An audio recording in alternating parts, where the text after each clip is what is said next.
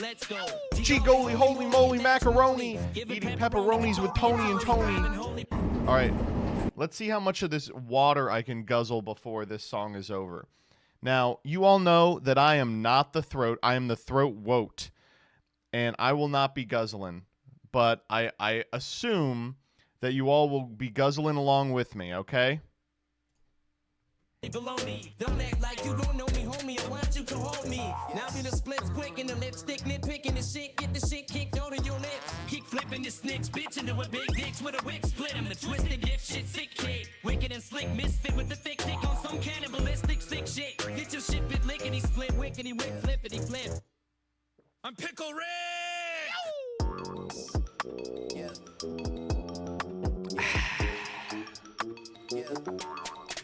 We made it to Pickle Rick.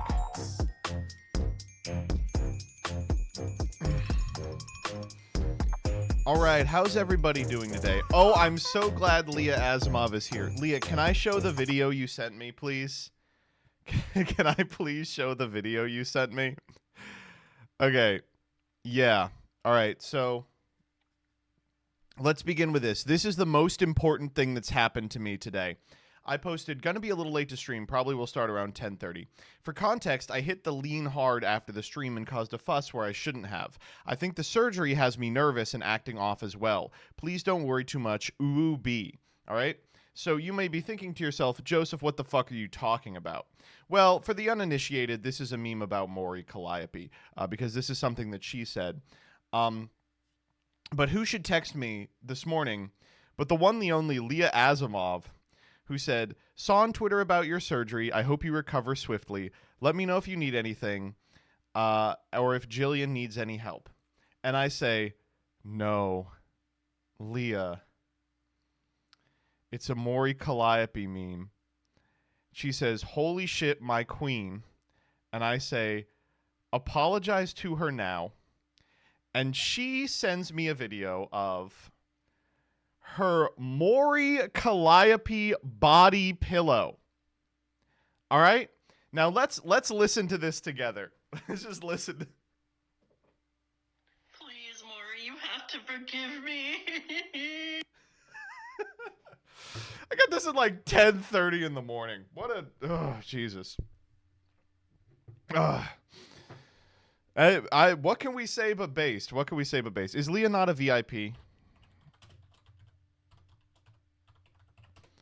I have to improve her capacity to flirt with Danny in my streams. Okay. Anyway, this is gone.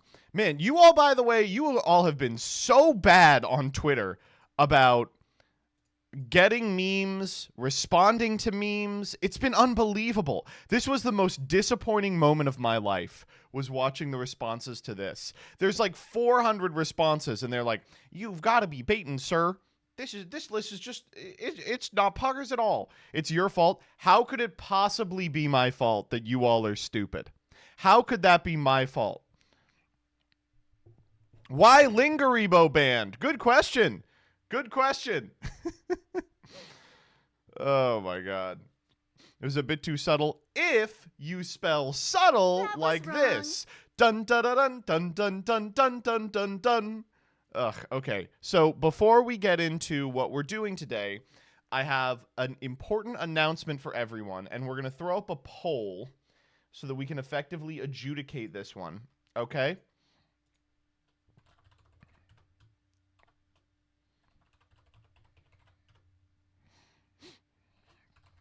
So, I'm a big breakfast guy, but unfortunately, I've accidentally kajiggered my breakfast in such a way today that I have 3 cup-based breakfast items, okay? So we've got low-fat cottage cheese. We've got peach yogurt. That was wrong. And we've got pomegranate seeds. So you all have to... I've put up a poll. I need you to determine the order in which I am going to consume these 3 cartridges of food. I'll be eating all 3. Don't worry. Mix them all. We're not doing that. We will not be mixing the cottage cheese with anything. I guess theoretically, the yogurt and the pomegranate seeds might be good together. Cottage cheese, you're so white. What is this, news to you? Every time someone on Twitter is like, you're so white, it's like, yes! What did you think? That was wrong. Are you eating the packaging as well? I am. Who the fuck is I Wish TCG? Folks, if you're unfamiliar, I Wish I Was Dead finally changed his name from I'm going to kill myself Yu-Gi-Oh! All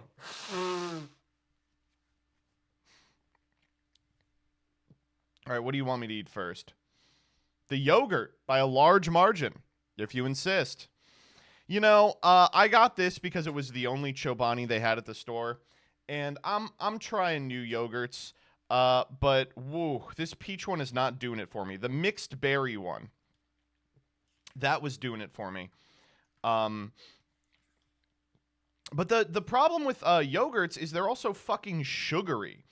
I'm like looking at the yogurt section. I'm like, what yogurt do I want to start my day with? And they're like, how about chocolate yogurt? How about vanilla yogurt? Yeah, how about you put a gun in my mouth? How about that? What are you talking about, vanilla chocolate yogurt? Yogurt is yogurt. Oh, my God. Fruit is full of sugar, too. Yes, but at least you can operate under the delusion that it came from a plant at some point. I'm sorry to say, if you want good yogurt, you need to mix stuff up yourself. Peeps, can you just die? I'm not going to do that. That's too much work. You could eat a real breakfast, learn what an egg is. I'm easing myself back into eggs, chat. That is my goal for this year. You all, I'm sure if you've been here before, you've heard this story, but I'll tell it to you all again. I used to be an egg fiend. I would eat eggs all the time, every day. Then one day, over summer break from one of my college years, I had some friends over to my house, and we got freshman year drunk. You know, the kind of drunk that you can only get when you don't really understand how much you should be drinking. And I got so drunk, and I decided, you know what? Actually, I need some eggs. And so I pulled out a griddle, and I fried, I think, all the eggs in the house. Wrong. And I ate 7 fried eggs in sequence. And the next morning, they all came back. And so since then, I have not enjoyed eggs to the degree that I did before. That must have been almost a decade ago by now. And I like, there's some places around me that do like an Eggs Benedict I like, but it's just not the same, and I'm weaning myself back on. I could fuck up like a hard-boiled egg, I think. That would be like a really easy to really easy to That eat was egg. wrong. I will say, as a child, I never liked deviled eggs, and now I will fuck up a deviled egg any time of the day.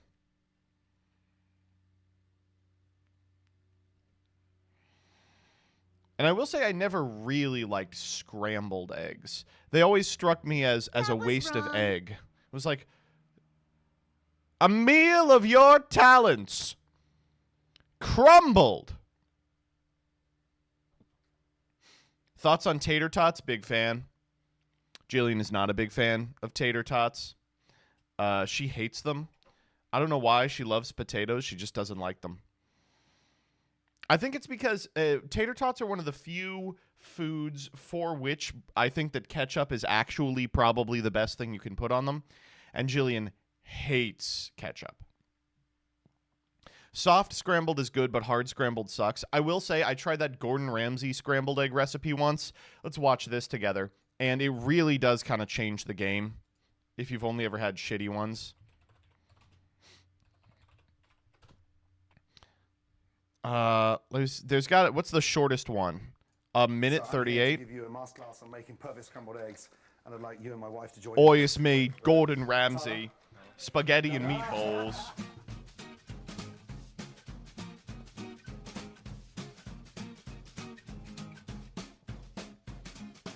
So, never ever seen eggs before we cook them, okay?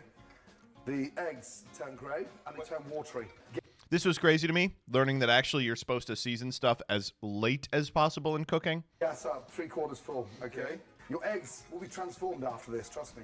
So we mix a couple of slices of butter. For real? Not always, but frequently. Eggs can be transformed into something so delicious. I was always like, oh, you're Basically, supposed to egg. put it in there so it gets clean the time grease, to go along, know each plastic other. And I was spray, like, put oh, the no, fire you're around. not. We're still not seasoning, by the way, okay?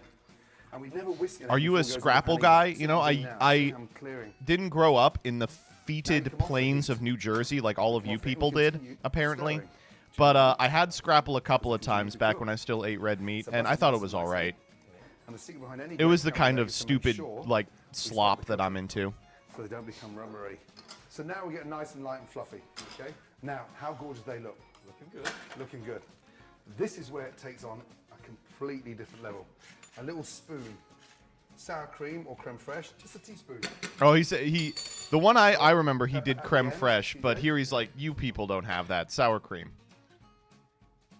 TJ, look. And then look, you Look at that spread them. fluffiness. They're like runny, and you spread them, and then it's like, no, they are insanely good if you do that. How come you don't eat red meat anymore? I don't know.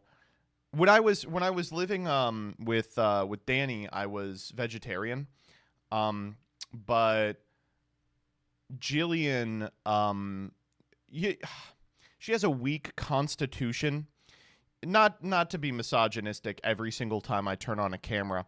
But she has that like thing where sometimes she'll get like some sort of Victorian era wife illness, like the vapors, and she'll have to eat like something with like iron and protein in it, and you know the most effective thing for her is chicken, as we found. So I'm just off red meat, because it's hard for one person to be vegetarian and the other to not. He was vegetarian, but he did eat the Cheez-It pizza, so it wasn't for health reasons. That's correct, yeah. You not eating red meat is reminding me of those feminizing body diet. How to achieve healthy mode aesthetics. Turn off the computer and go see multiple doctors.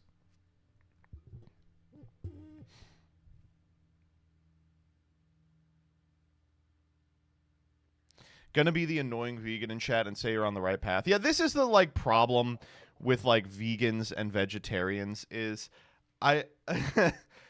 it's one of those things where like if you eat meat and you're really defensive about it, it's easy to be like, actually, did you know that couscous farming has had irreparable consequences on the third world? But like legitimately, there is not a good argument against veganism or vegetarianism. The best argument is just like, because their position is so unquestionably right, it's really frustrating to talk to them because they can say something like, well, at least I'm not killing animals. And you go, yeah, you got me. Like, I don't know what you want me to say to that asshole. So it sucks. But, you know.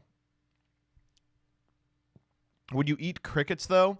I remember when I was, one story, by the way, when I was in, like, elementary school, my friend got a novelty chocolate that had a cricket in it, and he gave me one, and I ate it, and then he was like, that had a cricket in it, and I was like, ew, and then he gave me a button that said, I ate a cricket that had come with the chocolate, and I was like, oh, this was some kind of thing, I see, that's fine. I don't like eating, bugs, I don't know why, no.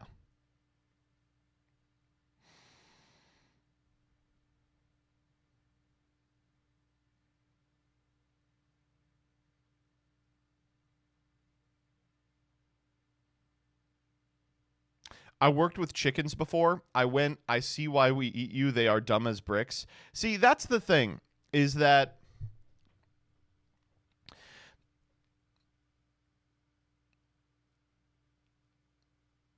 if I were to make a case for no red meat, right? The case would be that birds are generally very stupid. And it doesn't feel so bad if you kill, like, an animal that is questionably sentient. The problem with all red meat is that pigs and cows have like personalities. Like if you go to a farm and you ask about a cow, they'll be like, oh, This cow loves playing. And you go, you want me to eat something that loves playing? I'm not going to do that, man. That's not going to happen. Ugh. Cows are like beautiful creatures, but goddamn, does Korean barbecue taste good? It does. I'm not going to. It does. Does that make it okay to kill Gage? He loves playing. As a routine meat eater, you add an insane amount of pollution and animal cruelty that mass meat farming complex promotes to around the world, and you just got to go, yeah, I guess, you know. Yeah, no, that's the problem. Is I think that's why people have such a visceral reaction to vegetarians and vegans. Is like they're just unfortunately, unquestionably right, and there's nothing you could do about it. You got to be like, fuck, I mean, sure, I guess. Ugh. There's a couple positions like that where, like, the position is just so clearly right, but resolving your part in that position requires such an upheaval of your own day-to-day life. You just got to be like, yeah, you got me.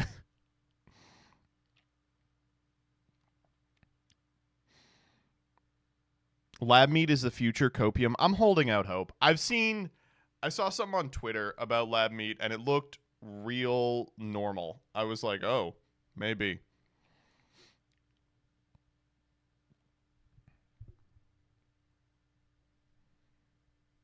I will say, that was wrong.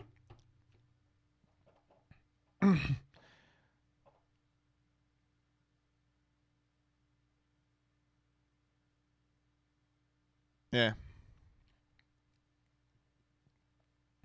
It's hard to get your nutritional needs met without meat. B12, my beloved. Oh, man. Do we get to play it?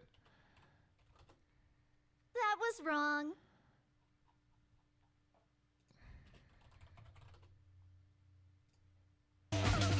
It's mid-play because I just played it.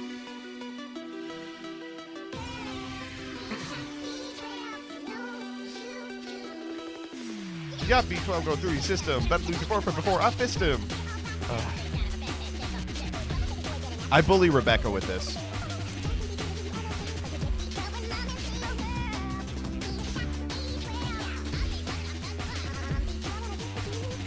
All right, if you're unfamiliar with what's going on here, it's part of an American Dad plot where an individual decides he's going to merge 3 different boy bands in order to create the largest boy band in the history of time. And then they make this song called Girl, You Need a Shot of B12. And then as soon as it gets released, it's revealed that there is a second group of boys that has 13 boys, and the producer kills himself. And that's the episode.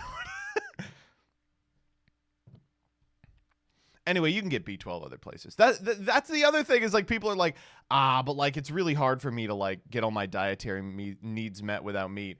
And then the person who's a vegan goes, have you ever tried? And they go, shit, fuck. Well, I'm out of lies. Like, you got me.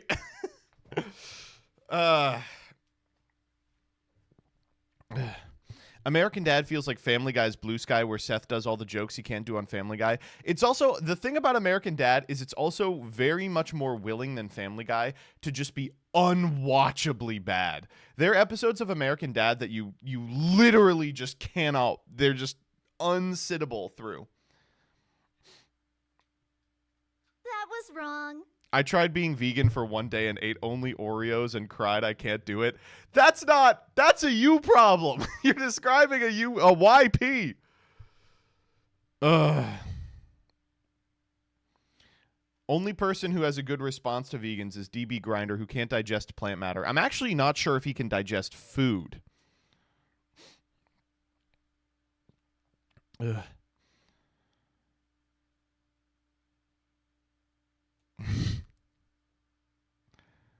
I cannot give up seafood. That's the other thing. Fish, very stupid, very easy to kill. That was wrong. Do you know all the crazy shit you can do with fish? It's unbelievable. Did you see the DB Grider tweet where he called queso queso? Yes, it was amazing. I gotta put some queso on this. Whales are smart and beautiful, though. Oh, Leah, we have to we gotta go to an aquarium. I'm trying to get to an aquarium that has a whale shark. Whale sharks are my favorite animal.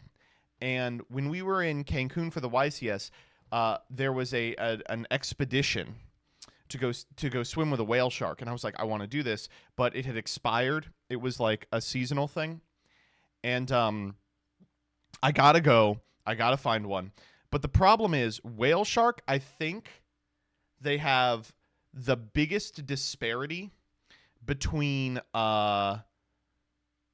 their life in the wild and their life in an aquarium. It's actually crazy. Like, there's a lot of animals that do much better in captivity. There's a lot of animals that do about the same. And there's some that do so comically worse that, like, it probably constitutes, like, an affront to God. And one of the ones that does worse is the whale shark. In the wild, they live something like 150 years. And in captivity, they live, like, 6 months. It's insane. It's like, oh yeah, as soon as you put them in a tank, they just start dying. It's insane. Let me see if I can actually pull up.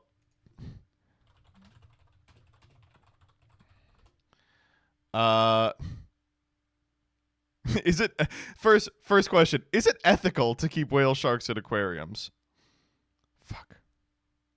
Of course I'm not going to be able to immediately find it.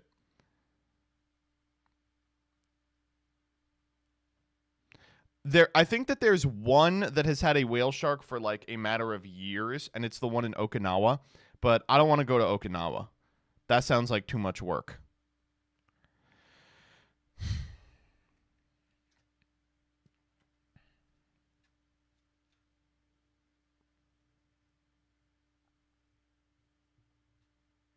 There's 4 aquariums with whale sharks. 3 of them are in Japan, and 1 is in Georgia. What the fuck is a whale shark doing in Georgia, right? Yeah, Atlanta. Atlanta was the one that has them. I think they still have them.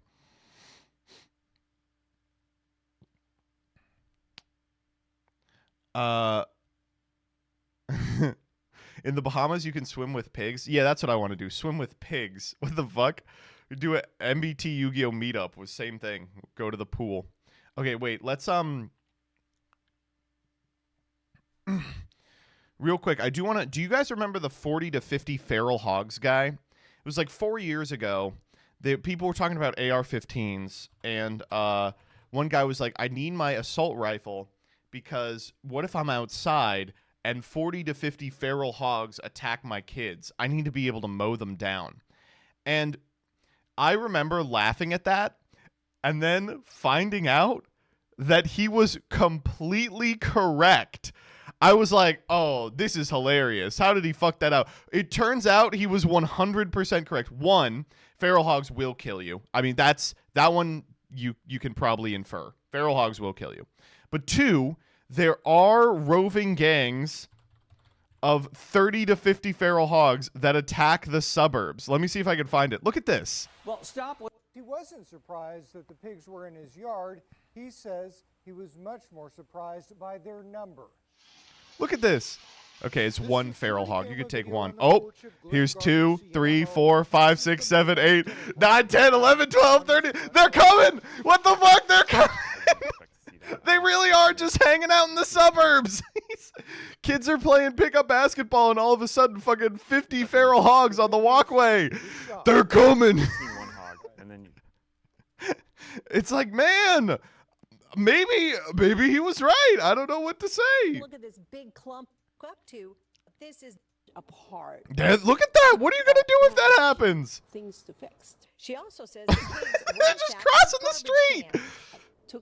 Oh my God. That was wrong. I mean, we had stuff It is bad. I don't know what we're gonna do about it. It's real bad in Texas. Yeah, chat's saying this too, but they're like invasive as fuck, and there's really nothing you can do about it. There are all these channels. I get really into this. But there are all these channels that do like hog trapping live, and the concept is, I'll just do this real quick. They set a feeding trap over a number of days, and then they close the door and get like 50 hogs in the trap at once, and then they immediately start circling, which is I always thought was really cool. But yeah, there they go. It's crazy to think that this is like nothing. It's like catching roaches in a roach motel. Like in terms of the wild hog population, there's just like nothing you can do with them. Only thing to do is reintroduce natural predators. What the fuck? What is a natural predator to the hog? like a Bigfoot. Is it okay to eat the feral hogs? I think they are inedible too. I'm not sure. Don't quote me on that, but I'm pretty sure they do not produce the kind of meat that like would, you know, satisfy Americans. They are edible. Oh, well, maybe I'm stupid. We can figure it out. DB Grinder eats it. There are none. Yeah, I legitimately think, like, I'm looking it up. Feral hog predators. These are like apex predators. It says, predators such as coyotes, bobcats, and golden eagles opportunistically prey on small wild boars. True predators include, oh Jesus Christ, this is not good. Humans, bears, and entire packs of wolves. Awesome. So it is our job. Fuck. Then we're not doing too good of a job. When you look up an animal and its predator is humans, you go, oh fuck. What have I been doing? I've spent all this time streaming. Introduce more bears. Don't do that. Bears are like the nuclear option. When you put the bears in a habitat, it's like, and now the habitat is a bear habitat.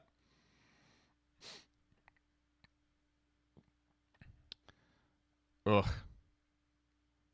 The crazy part about bears is bears are fine so long as you leave them alone. That's not remotely true. That is not remotely true.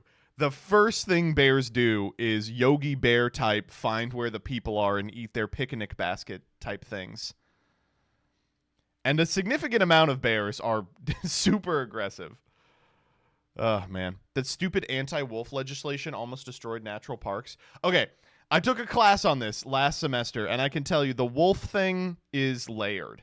It's rough, because, like, they took the wolves out because they were hunting the deer to extinction, and they wanted to create a scenario in which you could, like, hunters could hunt deer, but didn't realize how much an individual wolf contributes to. It's like it was a whole fucking thing. Introducing novel species or predators back into an ecosystem is like the hardest thing in the world you can do. It's like the most difficult ecosystem destroying measure you can take. So I understand not wanting to just airdrop Freddy Fazbear in to take care of the pigs. Playing God, it's not that level. It's not that level. Like, it always goes wrong. Well, not really. I mean, reintroducing wolves to Yellowstone has, in my opinion, had way more positives than negatives.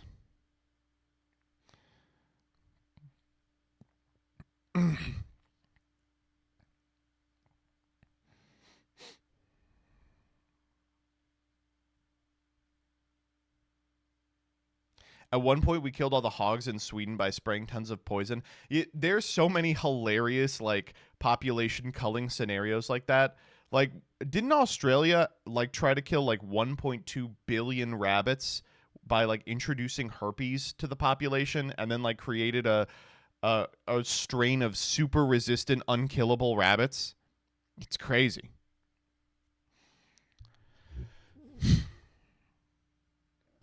Australian rabbits are still a problem? Really? Scary.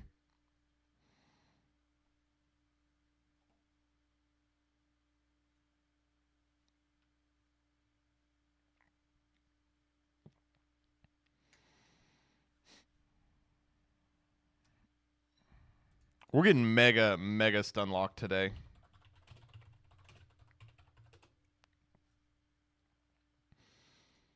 I started wondering, moved. They were shot. Survivors was insects. No, I want to watch a video. Tool. The became the to eradicate rabbit. From Australia. Oh my God, these are dogs. That's not rabbits. Fire netting trap, but he's public enemy number one.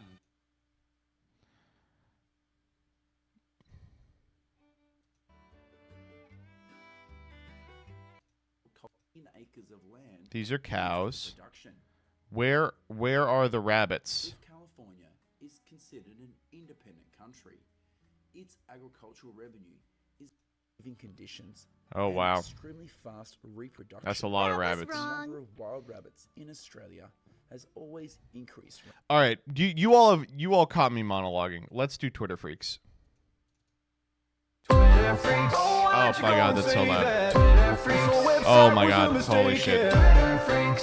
Way too dank. All right, we got a number of them today. Let's begin with this. I don't know if you all have experienced this over the couple of days, but I've been at everyone in about 9 different servers about this FX thing. This is so fucking annoying. So FX DeviantArt domain expires because the dev hasn't done much with the project or can't afford to keep it online. Sucks. Somehow this turns into FX DeviantArt is hacked, which turns into you will get a virus clicking on a link, which turns into this applies to FX Twitter as well. No, it doesn't. Eventually it turns into someone hijacked the use of the FX prefix. And that's not real. It's just a set of websites maintained by different people with an easy-to-remember naming convention. It's like saying someone hacked the G prefix and took down Google. And then people spread it and said, oh, it might not be true, but just in case. I hate this shit. 1 million Discord servers at everyone, and they go, unsure if this is true, but just a heads up, if you click a link, it will give you an evil virus. So what about FX Twitter? It's fine. Of course it's fine. The fact that you could believe it's true is the scary part. True. Next up. Okay. There is a new development in this story. So, you remember a week ago when I was talking about this, when we viewed this girl's TikTok who said her father left them to pursue his career in breakdancing and is a super annoying ass deadbeat dad. That was wrong. But is really good at breakdancing. I made a funny video about it. As we know, yesterday, the dad posted this long video about the fact that he was being slandered by his daughter, whose birthday he can't remember or something, and has now become a Bitcoin influencer. But thankfully, someone has watched it. So now we get to timestamp the part in this weird call-out response apology video where he starts breakdancing. So let's watch this. Wall Street, and she's getting rich. Maddie's younger sister Olivia just graduated from college and is teaching English to first graders in Thailand. This is definitely the first time he heard about any of this. Her older brother Peter is getting a master's degree in psychomics. One other slight correction, which I hesitate to even bring up because I love the way Maddie did this in her video. I did not abandon the family for breakdancing. I have a career. I'm in the... I did not abandon the family for breakdancing. It was for other reasons. Advertising business, built an ad agency. That's how I was able to afford to pay Maddie's mom $5 million. Maddie's mom and I separated in 2004 and divorced in 2005. This is actually true. If you walk out on your family, but you make a lot of money afterwards, it resolves the issue. I took up breakdancing entirely by accident in 2012 as a way to get in shape at the age of 54.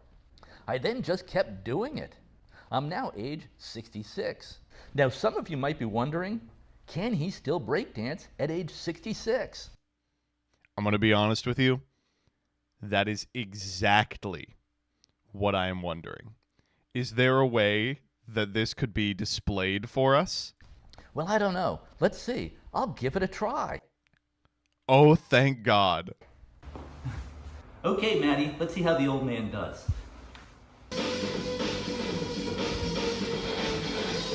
Okay, this is kind of mid. He's just fucking around. I guess he's 66. You know. Oh, cool. You know, this seems like something I would do at like 14 in my bedroom when no one's watching. Holy shit! Oh my god! He's fucking it up! Whoa! Oh my god!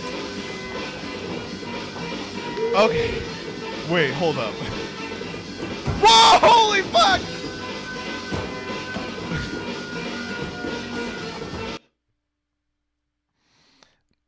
I may have been too harsh on the deadbeat breakdancing dad. I didn't know his swag was that good. I didn't know his bitch was that bad.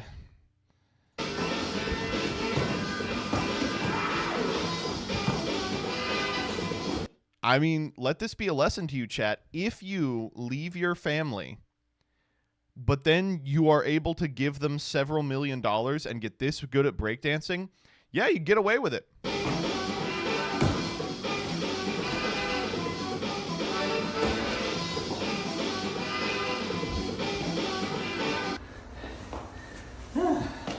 But would you believe the plot thickens from this position? Oh, no, this is the wrong one. Fuck, I thought I had these in the right order. Here it is. Okay. Though we will be doing this. So you may be wondering, how did he make the $5 million? Was his advertising agency that good?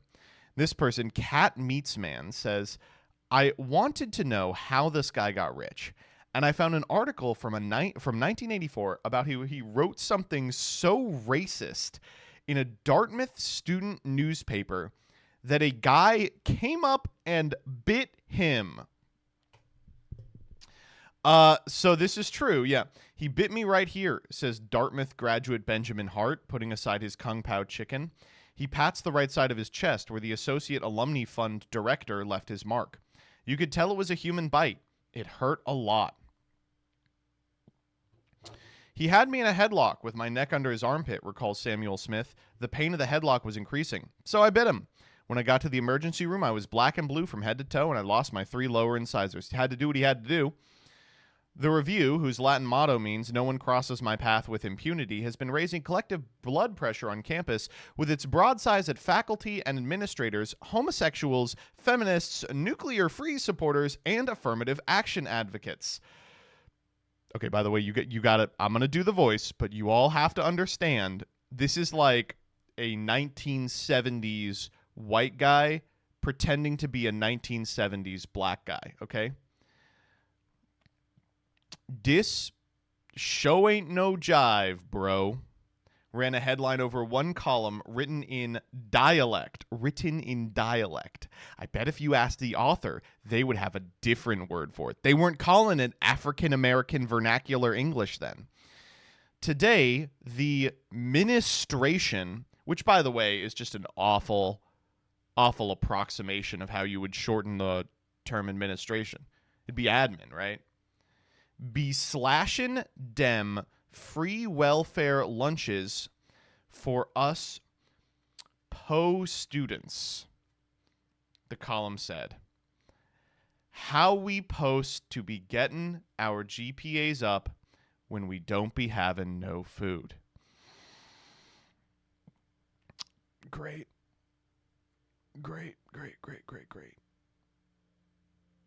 And Hart, the son of conservative columnist Jeffrey Hart, a Dartmouth English professor, oh, good, he's a legacy, received a tetanus shot.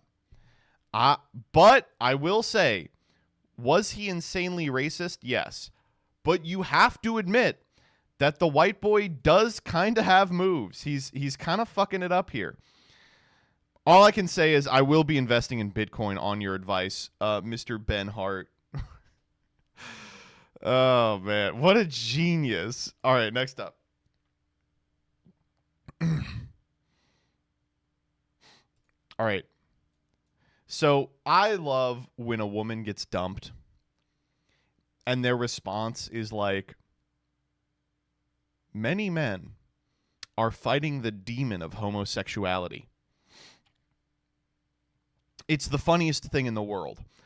So this person, most men be fighting bisexuality, not demons. Good morning. Love this video. Most men are dealing with mental battles that have nothing to do with you. And those battles are homosexuality. Damn, I heard you went through a really bad breakup. It was rough. I don't even know what happened between me and him. How was his relationship with his father? Pretty bad. Were his parents a good example of a relationship? No, absolutely not. They fought all the time. Is he emotionally available? No, not at all. Did y'all share any common interests? I mean, we were attracted to each other, but no, not really. Y'all ever try to get into each other's interests? No, not at all. We didn't. No. Did he seem to just like respect you or women in general? Nah, it seemed like he was just trying to smash somebody. This has got to be gay people's fault. That's what I was thinking. It's got to be the gay. Gotta be the gays. There's literally no other sign of what this could be. It's got to be gay people's Literally fault. true. It's got to be. There's literally nothing else. There was never another single sign that things would end up like this. Directly or that starts things looking end at up the like camera. this in general. It's got to somehow be gay people's fault. If somebody doesn't like you, it's because they're gay. That's the only reason. It's so good. Not to beat the one-story allegations. In college, one of the first friends I made, when I first got to college, I was like, oh, shit, I'm gonna have to make friends again, and so I was a little fruity. This is the Joseph hack. If you want to make friends, you just got to be a little bit fruity. And so I made friends with a bunch of people who were women. This is shocking, I know, because nowadays I would never do something like that. And I'll never forget one of these women. Said to my then friend, later wife, Jillian. She was like, Joseph, the way he acts, And Jillian was like, what do you mean? And she goes, I think he's either gay or in love with me. In fact, I was a third thing. It's like, no, I'm just being friendly and a little fruity. I don't know what to tell you. Many women think this way, folks. Next up. Okay, so does anyone remember the anti-woke university? So, University of Austin, which is a university in the same way Prager University is a university, and the same way MBT Yu-Gi-Oh! Plays Yu-Gi-Oh!, is an organization of epically canceled professors to deliver their dictates as to how you can repair this unfortunately woke world. It's Hustlers Universities for people who will never get pussy, as opposed to Hustlers University, which is for people who will probably get pussy, but in so doing will ruin the lives of themselves and everyone they've ever come in contact with. It's the difference between never getting laid and being like, can I rizz you up? Please, please, please, please, please, please. So, the anti-woke university, in case you're unprepared, has classes in shit like resisting woke Disney and shit. So there's a write-up on the forbidden courses, and I'm so happy we get to peer into this write-up. Here we go. Paul Canelos, president, stood up. It was time for the opening remarks. Our chatter was lulled, and he began to speak in gentle, benevolent tones, not to borrow a phrase from Family Guy, but like, wow, did you carry around a thesaurus all the time? He told us we weren't starting a university. We were a university. This is what a university looks like. People coming together for conversations, much like the ones we'd been having over our complimentary chicken dinners. Winner, winner. Dialogue, he said, from the Greek logos. Two rational beings engaging in rational discourse. He smiled. We smiled. And without further ado, he introduced Peter, whom the other students had not yet had the good fortune of meeting. Hey, Peter. Peter, Pano told us, was kicking butt in the righteous name of freedom. Peter springs to the center of the room. The air pressure changes, a buzz, a hum, a current about us. He brims with energy. Something is happening. He's going to give us a taste of what's to come, he says. This is the type of intellectual activity we're going to experience at UATX. We're going to grapple with big issues. We're going to be daring, fearless, undaunted. We're going, he says, to do something called Street epistemology. Yes! Holy shit. What is street epistemology? That's my first question. I'm sure it's good. I'm sure it's good. Oh, my, okay. He'll demonstrate. Oh, whoa. You're still producing knowledge at universities? Yeah. My epistos come from the fucking hood, moron. It's one of the two things he does. The other being jujitsu. What? Oh, I never would have guessed. I don't have a life, he says. I talk to strangers and I wrestle strangers. But before we can do street epistemology, Peter needs to think of some questions. He turns his back to the audience, hunches slightly, and strides, stroking his chin. He is Rodin's thinker set in manic motion. He is a relentless logician in his study at midnight. He is a frantically philosophical gremlin. Bam! He's Emerald. He wheels around and stalks forward and slings his index finger out toward a student. Why do you write like this? I'm sorry. You say points. Slings his index finger at a student like so much cum slung on the face of Socrates. Demands of him whether climate change is real and how certain is he and why. Bop! He points at another student and asks whether gender is a social construct, whether trans women are women. He cites Socrates. I swear I didn't read this beforehand.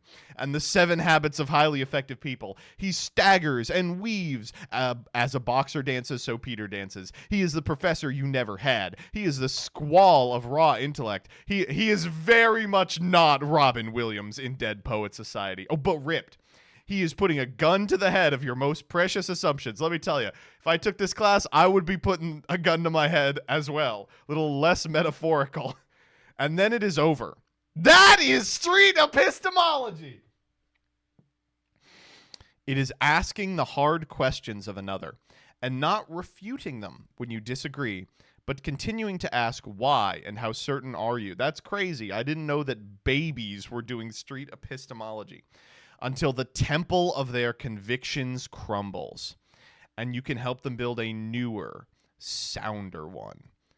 The commencement dinner has ended, and we file outside to the buses. Tomorrow, the forbidden courses begin. So the breakdancing dad is definitely teaching at the Epic University, right? Holy shit. This is like, it's the lamest thing ever. Oh my God.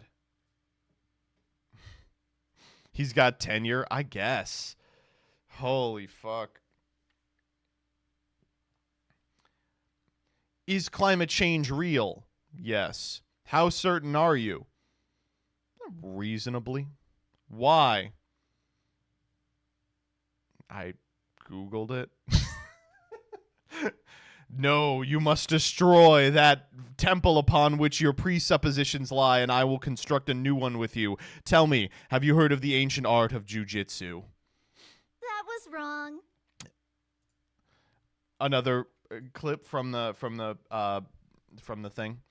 We were served some kind of marinated chicken and left to mingle. Us, the well-groomed top of the top.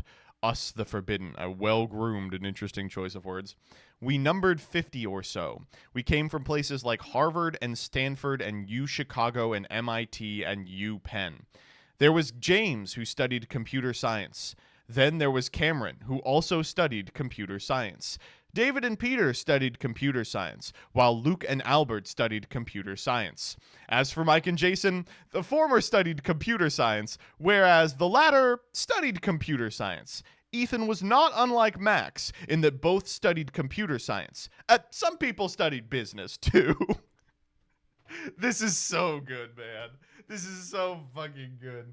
I can't think of an easier sell than getting a bunch of comp sci and business students and being like, hey, we can teach you the forbidden courses about gender. hey, you know all those liberal arts people who keep owning you? Hey, you know when you got bullied by the theater kids? Come to our university so you could find out why actually learning marketing strategies is the same as doing philosophy. Oh, man. This is incredible. It's just so good. And not to, listen, I know I've been a little misogynist this stream. Not to be misandrist. Do you see any women's names on here?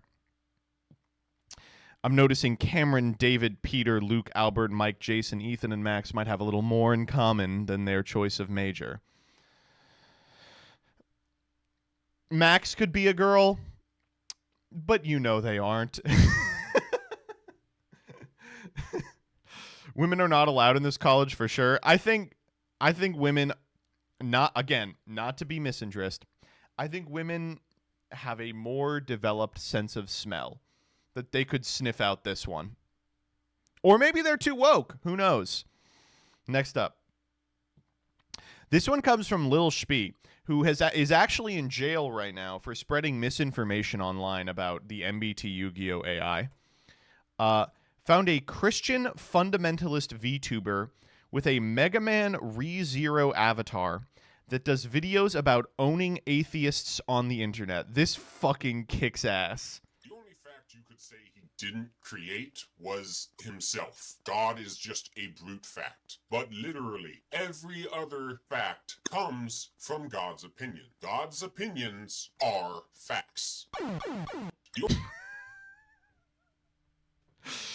This is so good.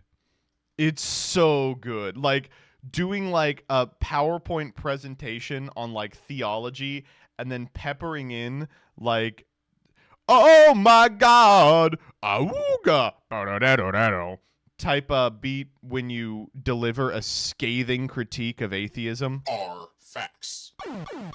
Annihilated.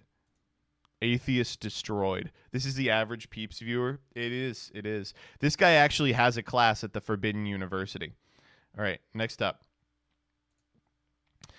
We've done a little bit of misandry today, but now it's time to bring it back and remind you all that all men are brothers. And how can I tell? Well, this leopard drank so much news. I said news because I saw it in chat. Drank so much liquor that he got drunk. And what appears to be 45 men are helping guide him back to the forest. Look how drunk this leopard is. Holy shit. I will tell you, I have been this leopard in the past. And look how excited these men are to have an opportunity to coexist with this leopard in a scenario where they're not going to die. They're pushing him towards the... You got to go to the forest. You got to go back to the forest. He's like, oh, fuck. You gotta go! They're trying to get him there. Oh, my God. Just get him some Pedialyte. This is probably so stressful for the leopard. I can imagine. Imagine if the leopard was trying to get into an Uber XL.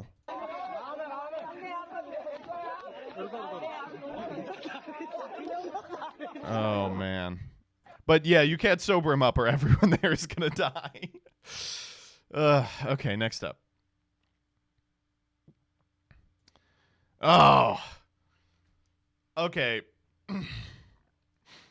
Disgrace!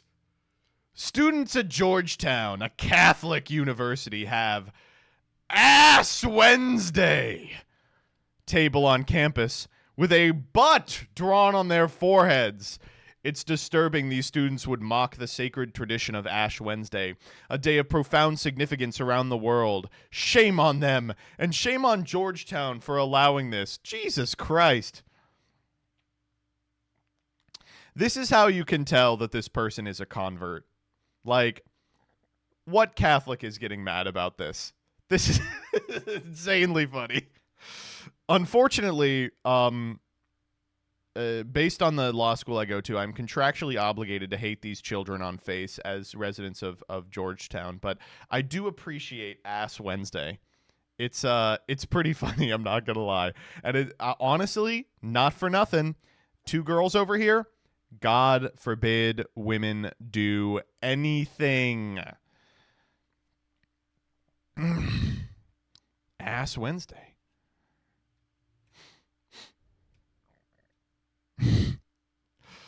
Ugh. The normal ash on the forehead is offensive to non-Catholics, so maybe you should have thought of that. I did like all of the, like, most of the, like, Jesus freaks online have become Catholic converts, but the few that haven't, I really appreciate, because this Ash Wednesday, they were posting pictures of people with the fucking ashes on them and being like, this is demonic, this is satanic, it's idolatry in the highest order. I love it. Good stuff today. It's been such a week for freaks. So many freaks. So many freaks. Can you explain what Ash Wednesday is? Oh, yeah. So, do you all remember Jesus?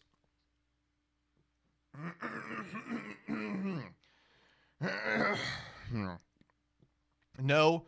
Oh, boy. Okay, let me start from the beginning. So,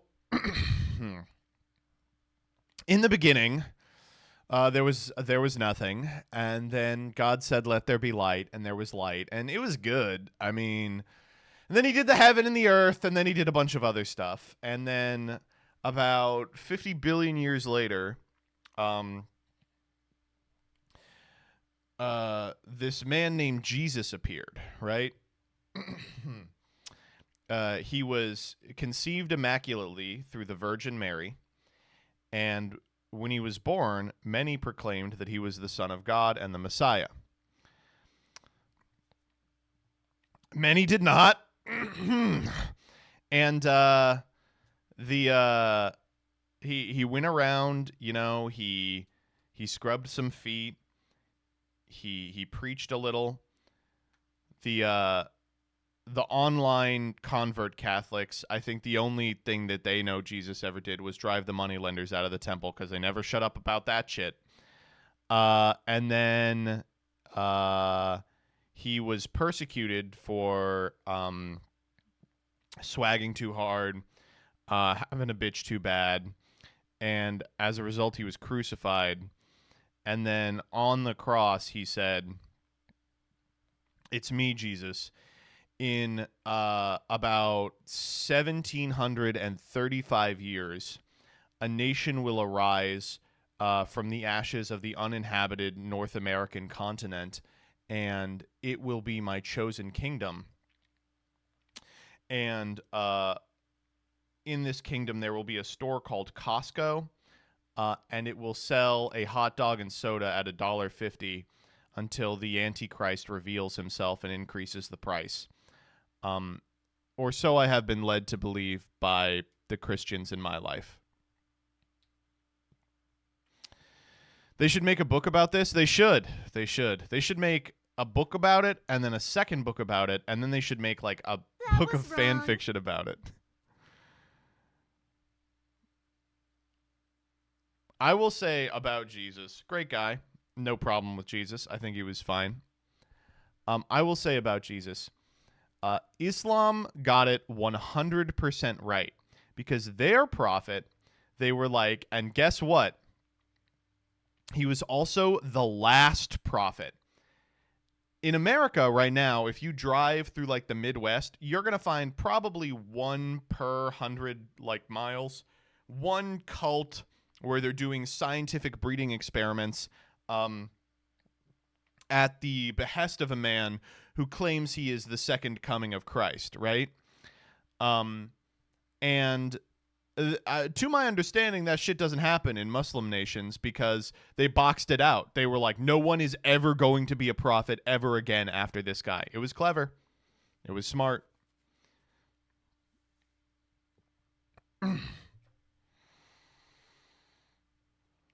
Do you know there's a place in Japan where they say Jesus was buried? What the what the fuck?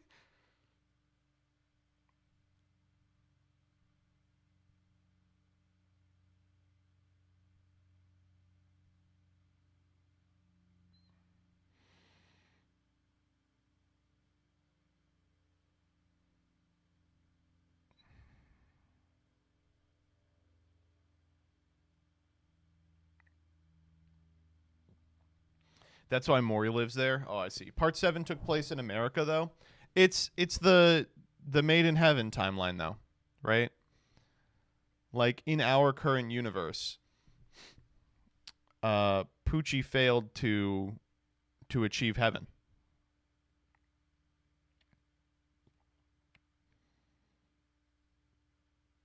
Yeah, we're in Stone Ocean. It's the new timeline? No, it's the second Made in Heaven timeline, right? We go Made in Heaven 1, Made in Heaven 2, and then Steel Ball Run. That's how it goes. What? That's literally how it works.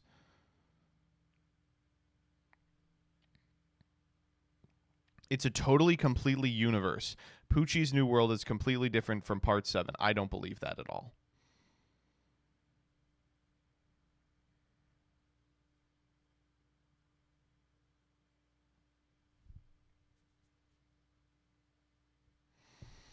I think that the reason that people think that is because didn't he lie? He was like, it's not JoJo for like the first like 10 volumes or something. To get around that, he had to claim that it wasn't Steel Ball Run. No, it's literally true. Wait, so we just leave Made in Heaven 2 after it's over? It's bye-bye. No more Made in Heaven 2. No, I don't believe that. I refuse to believe it. Mm-mm.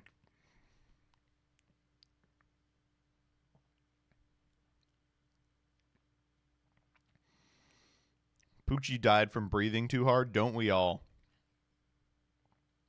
He attempted to make it not JoJo, but the fans kept demanding it be JoJo. I was under the impression that he was writing something that was not JoJo and then revealed that it was JoJo, but made it not JoJo for like the purposes of like Jump or something.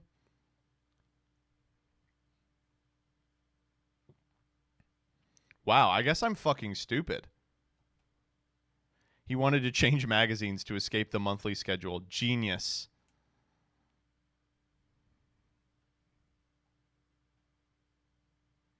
Are we still talking about the Bible? In a sense.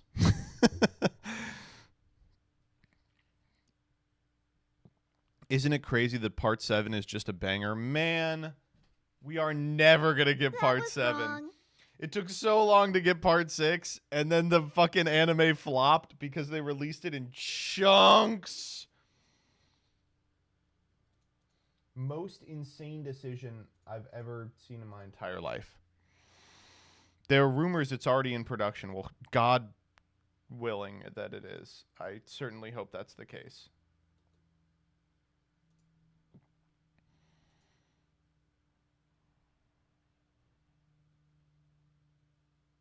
Are you talking about the Magic the Gathering thing? I wanted to, but I didn't really collect everything. So I'm going to do it tomorrow.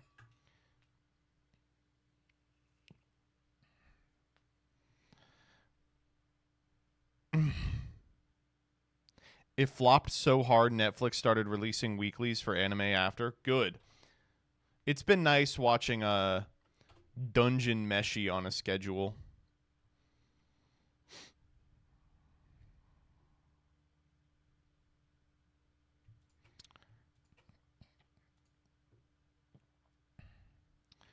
Do we have any new cards?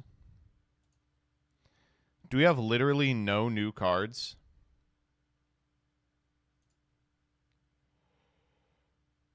We have 2 new cards. Okay. Where?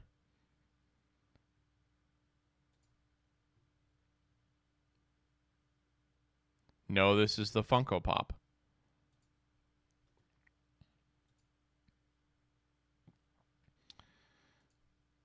I'm clicking a Scarlon tweet. This is such a bad idea. Where'd you find this? Is it on org?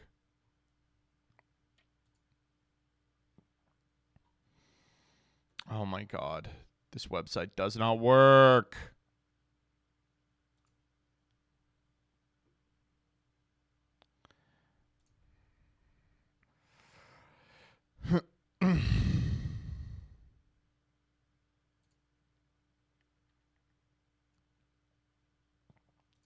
top right post.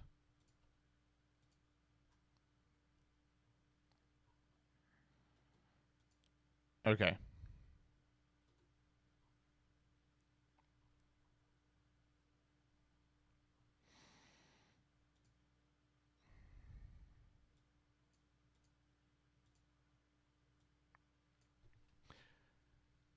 New cards, PogChamp. New cards, PogChamp. Okay, so first up, Raigeki. This is so cute.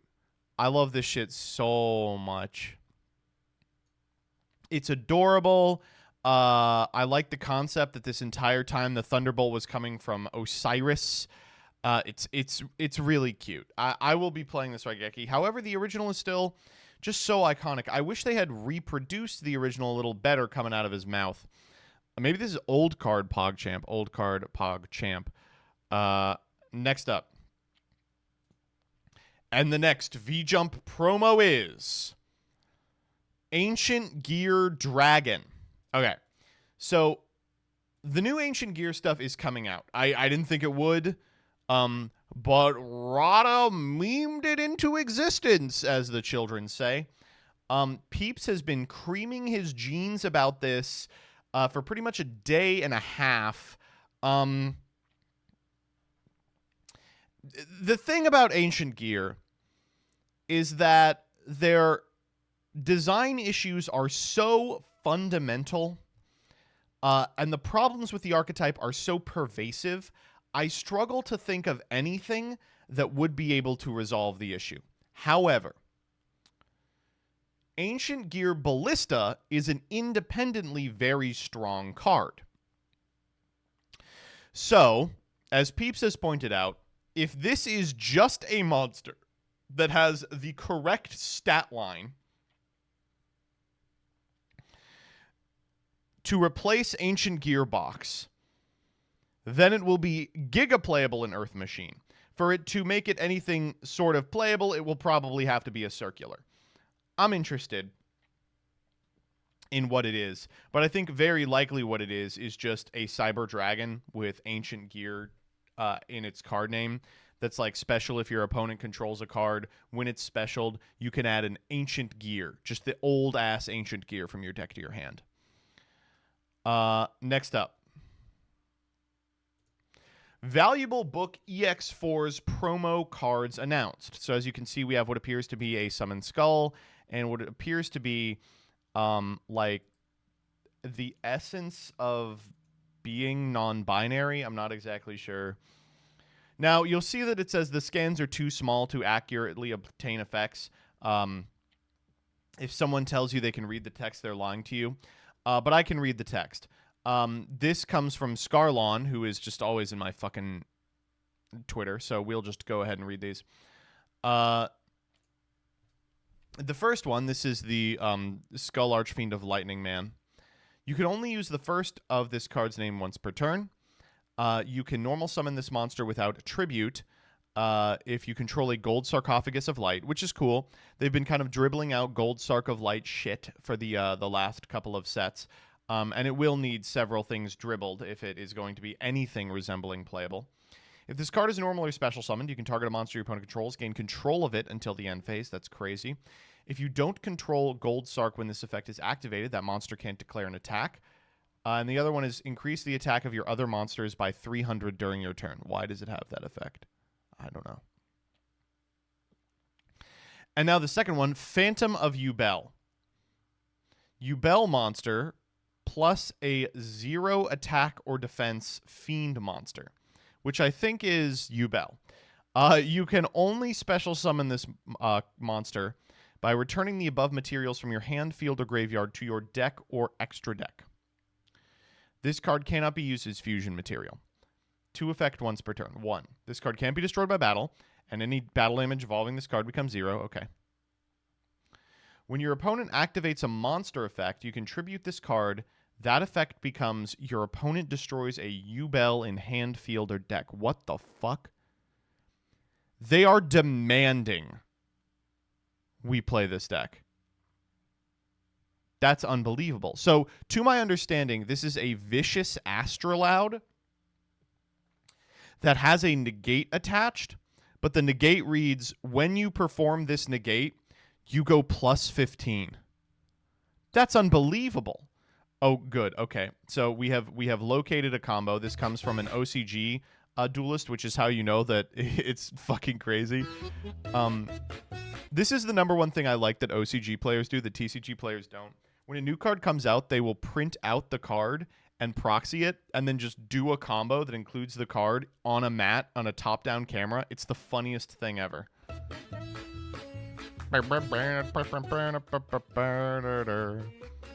Okay. Samsara Lotus. Goodbye. There's Spirit of Yubel. Pop Spirit of Yubel. He was 1-2. We get Terror Incarnate and Yubel. These two for Cross Sheep. These two from the grave for Vicious Astrolaud. Cross Sheep bring back Lotus.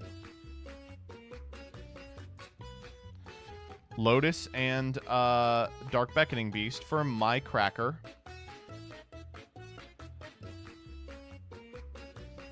Summon it out. Cross Sheep to the grave. We make Trigate. Why are we making Trigate? Reborn Samsara. Samsara for Link Haribo. Then use the 7 Spirit Gates to pitch a card. Bring back Samsara.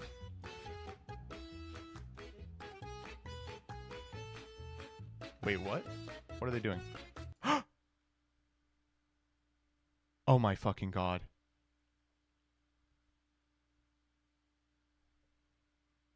I just assumed that it was once per turn. It's not once per turn? Oh no. Astrolaud isn't once per turn either. Astrolaud doesn't have a negate attached to it. Oh god. And now we make... What? Yama! Yama grab Blue Dog. My Cracker. What are we doing here? Rage. Sharvara. Or Shyama, whichever one. Cycle back the... Oh, it's a fiend. Awesome. Yama summon back Anguish. You can pop the fields, or the continuous here. Is this just gonna make Nightmare Unicorn or Nightmare Man? Yeah. Reset the continuous. Oh no. This is This seems pretty good. This guy has posted like 5 to 6 different combos with different 1 to 1.5 card starters. They are all gas. Oh no. Come on, man. Okay, what are we working with?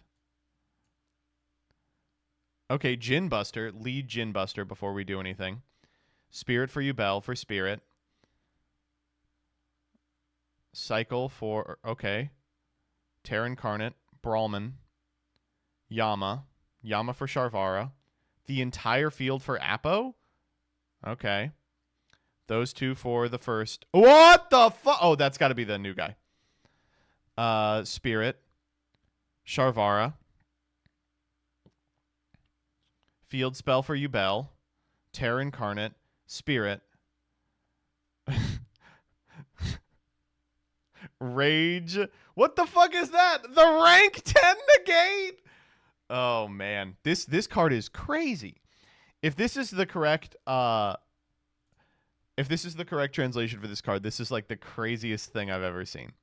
And finally, Perfect Rulebook 2024 announced. We should talk just a little bit about this. So the Perfect Rulebook is always a ton of fun when it comes out. It is basically a mechanism by which we can get a lot of rulings that exist in the OCG, but also I think it has like story beats in it too. Very excited about this, but remember this is going to be an OCG exclusive product. So we're not going to get it in the TCG, and the rulings won't necessarily be applicable to the TCG because it's 2 different systems. But maybe we'll get to see, you know, if Albaz has a big cock. if Ecclesia is a squirter. They should let me online, man. That all right. I'm gonna pee, and then we will Yu-Gi-Oh. I know Yu-Gi-Oh. Not Yu-Gi-Oh. Anything but Yu-Gi-Oh. That was wrong.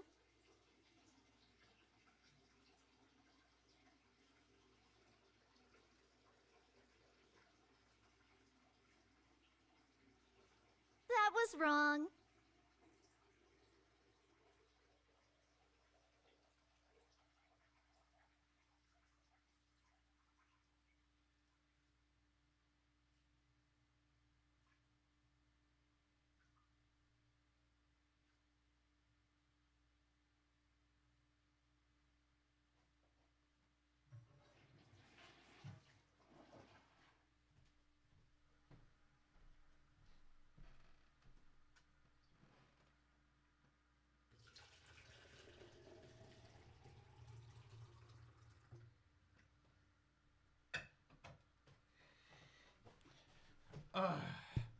That's a fast fucking piss. I got that 150 PSI coming out of my wiener. You all You all got to understand. I washed my hands too. I had time. You all don't understand the pain that Jillian has to go through.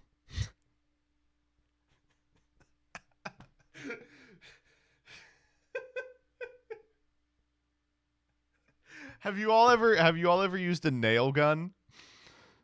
I'd be in the pussy like Okay, let's watch the Farfa video. Archetype. And that doesn't even include the pile decks. And Oh my by god, the what? way, I didn't even start. completely Wait, I didn't even start watching this video. Why did it start here? Tier list content is one of the most popular types of videos on YouTube, irrespective of whatever game you play or kind of just any subject. Oh! What's number one? What's number one on the race tier list?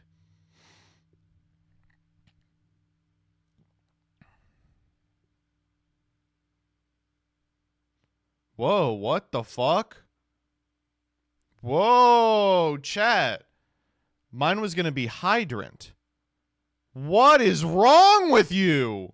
Now, rather than just making the exact same video as Joshua Schmidt, but rephrasing it slightly, we need to completely rethink how we describe tier lists in Yu-Gi-Oh! Bussy. After being inspired by a video watching Hardleg, who brought up some interesting points, the main takeaway and crux of the matter is that nobody knows what to do about rogue decks and below. But are not fun. In any given format, there's what, maybe 10 viable decks total across all of the ranges of tier 1 to 3. You could spin a wheel of pretty much any archetype and take a stick from the local park, taping a bonfire to the tip of it, and it'll probably end on an even record. Here is a deck. What do we describe this as? A rogue deck, right? Bad. But what tier is that? How about this bad deck? Is this better or worse? Yes, it's better. Very funny. To all of you KEKWing in some reaction Twitch stream. With a game that has no rotation, that means we have at any one... We really should have rotation. Man, he really assumed we would be laughing. One particular point. Caught. No less than 147 available archetypes in Yu-Gi-Oh! That's if you include archetypes to include any group of cards that even vaguely reference another with a similar name like the Jar archetype. And that doesn't even include the pile. What was that? It was like the Crush Cards thing where they amplify and he goes, "Eh," but they did it for the bass. He was in the jar there for a second. Who edited this? What the fuck? Me? And by the way, You're holding out on me! What the fuck? Where's my jar? However, it's probably quite close, though, and somewhere in that region. The point I'm making here is that about 95% of the card pool is useless. But how rogue is rogue? How bad or good can a rogue deck be? Altergeist is rogue, but are you really gonna dump them in the same trash can as Maleseverus? I bet you've never even heard of that. That's right, because in the last card standing tournament series I'm running, it's currently week 18. agreed upon or anything close to a consistent framework for measuring anything after tier 3, because after like okay, we're like Marine 3 cess, minutes you've into this entered the video. Is there going to be a swamp with tier decks list or like not? evil heroes or baboons. Now, while Hardleg had a couple of decent ideas and a solid foundation, I think there's more work to be done, and being the asshat that I am, I will perfect his methodology and create for you the complete ultimate tier list for defining the different levels of shit that exist in this game. Everybody want to do the hard leg thing. Once upon a time, there existed in the barren landscape of the internet among Kazaa and LimeWire, where you could download such hits as Kazaa.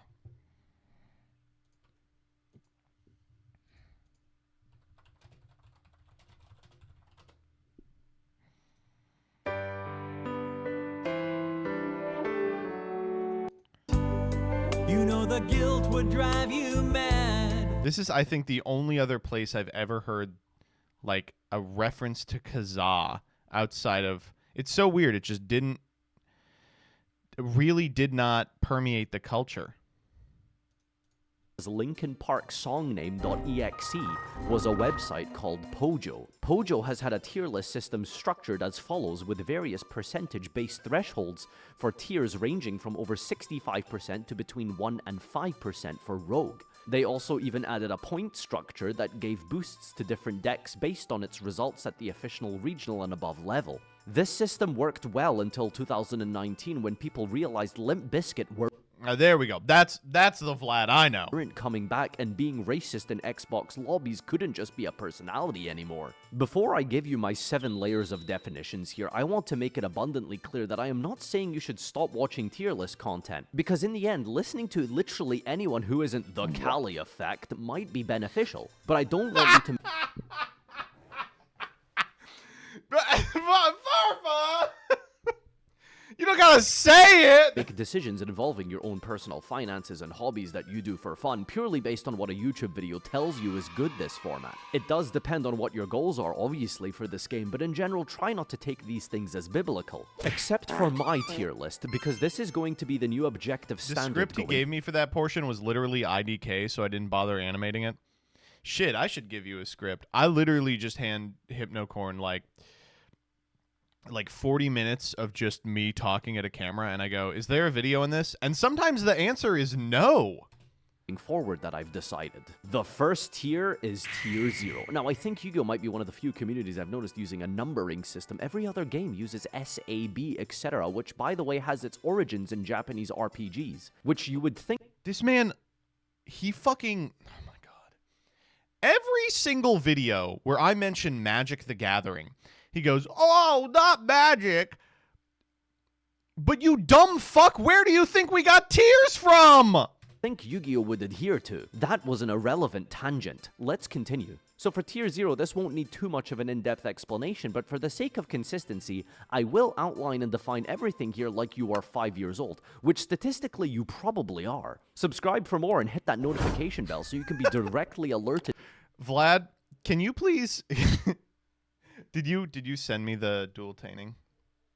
Shit. Okay, you did. I only have one note, and it's, can you put in like a more annoying sub portion than this? To know when I have an opinion. Tier 0 is the tier in Yu-Gi-Oh! For which there is only this deck that is viable. There are no other decks in the format that can consistently take games off of these decks, and even if they open absolutely ridiculous, barring like a floodgate, they still probably lose. Some you don't even have to examples put it in the historically video. of these have been Just send me a Spiral separate or thing of Zodiac, that. and famously perhaps one of the only times that's ever happened other than like Teledad, Zoo did take 32 out of 32 top cut spots at YCS Pittsburgh 2017. Spiral was pretty close as well.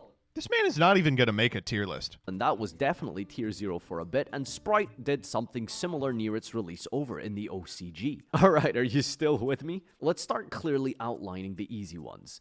Tier 1. Tier 1 are the meta decks, the best decks, and the decks that you could take, fine-tune, play really well, and win a whole YCS with, and nobody would be surprised. Rescue Ace, Sword Soul, Metal Foes, these have won YCSs? Damn, that's crazy. Historically, there's plenty of examples here, but in a nutshell, the tier 1 decks are the decks which you could ask yourself, if this won a YCS, would I be surprised? No. Alright.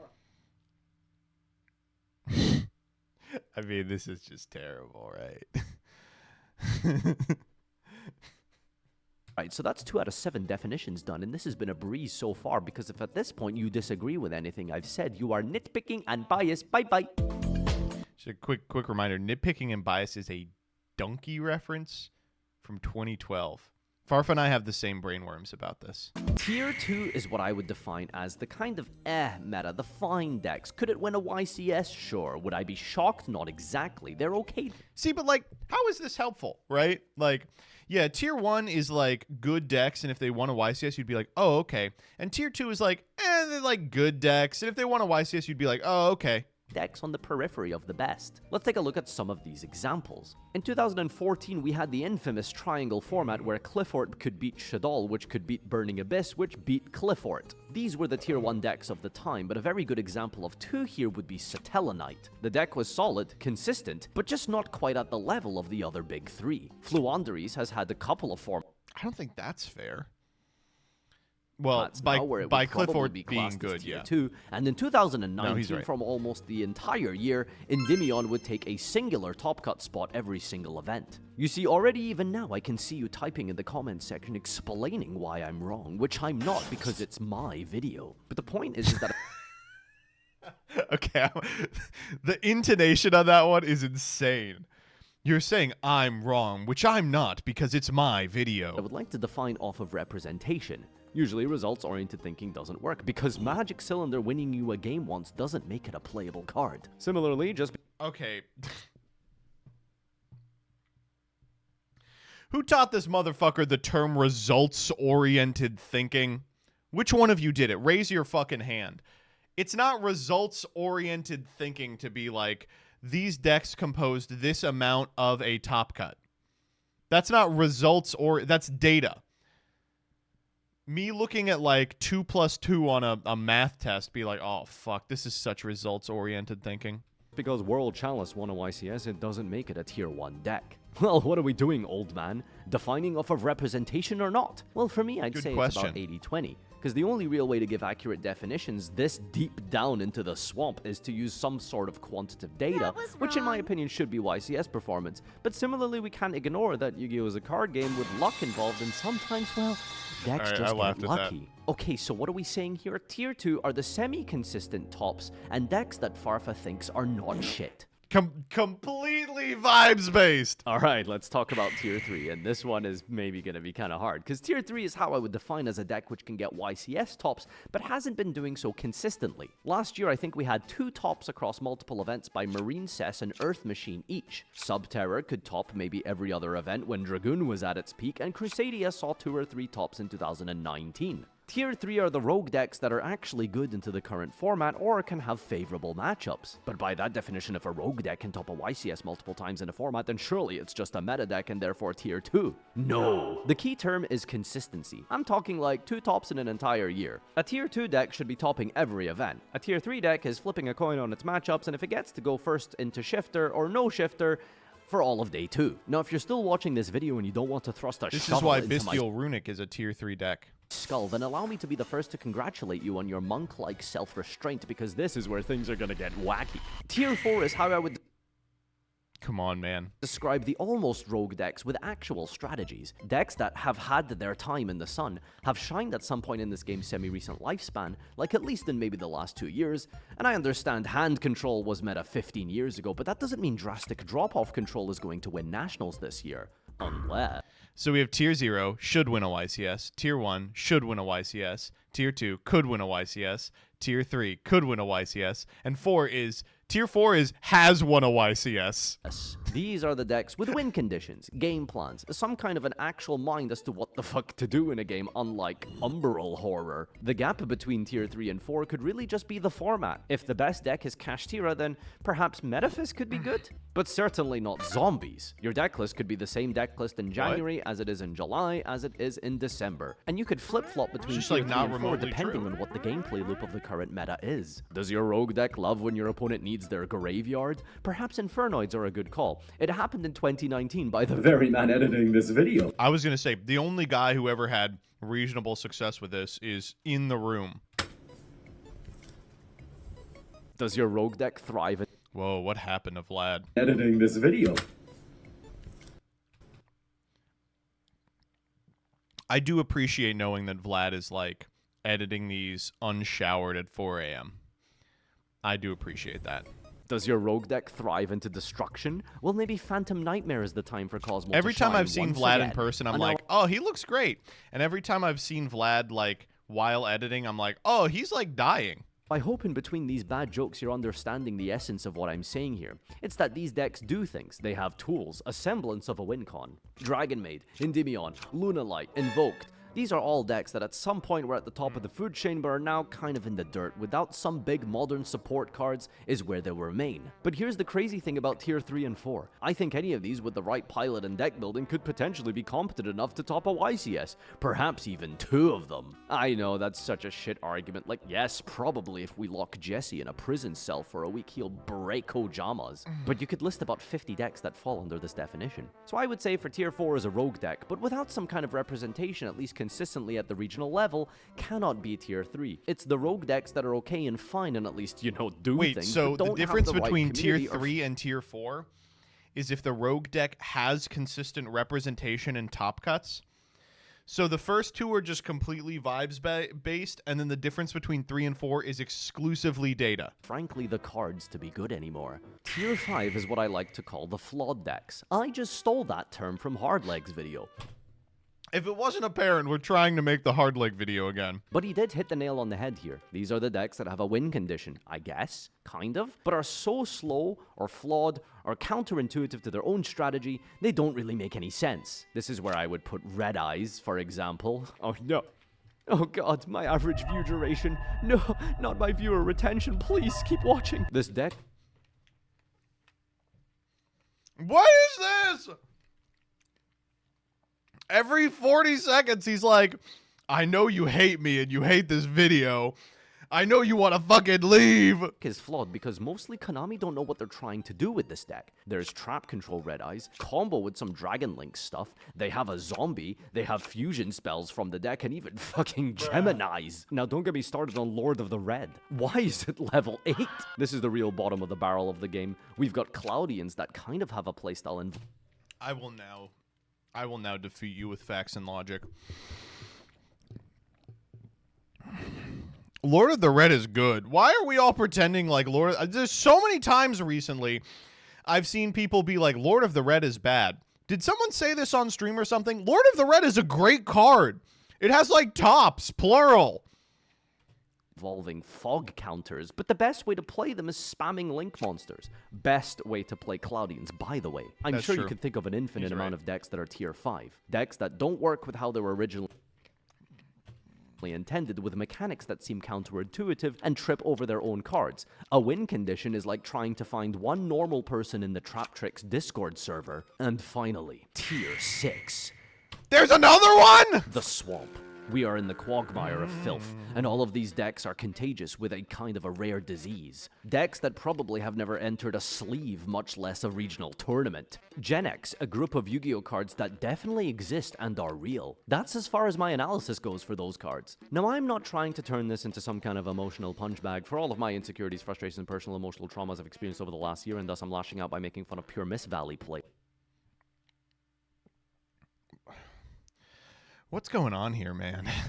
Which, by the way, is really just someone who got robbed of their whole Yu-Gi-Oh collection for a singular copy of an Avion. The point of this video is to try and create a system in which decks that are below, outside of the conventional rogue tier, can have some form of a classification structure in place to at least get an idea of where they stand today. It's easy to say that gimmick puppets belong in a swimming pool whose only other attendants are toasters, but it's another to try and differentiate what is essentially That was so dumb. I did laugh at it. A playable Elixir strategy with kind of a nutty link monster from other unclassified decks like, you know, fucking Venoms. Clearly there is a difference there. So these are my definitions. Thanks for watching my video, and if you enjoyed it, you should subscribe to my Patreon or Twitch where you can give me money where I can retire and you will never have to see my content again. Like how I never want to see a fucking Guardian Sphinx on a real human being's deck list. I stream 4 days a week on twitch.tv/farfa, where you can follow me there, and I'll see you in the next video essay where we'll be doing a tier list of every dragon-made monster's body part.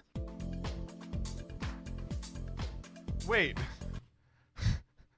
What the fuck? There wasn't even a tier list in here.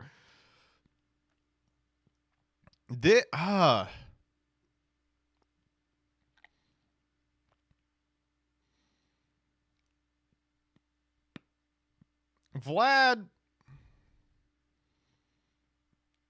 how long did this take for you to do? It was like the entire thing was super heavy editing. That was wrong. Wow.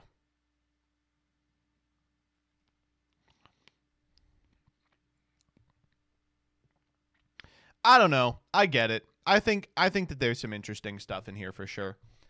But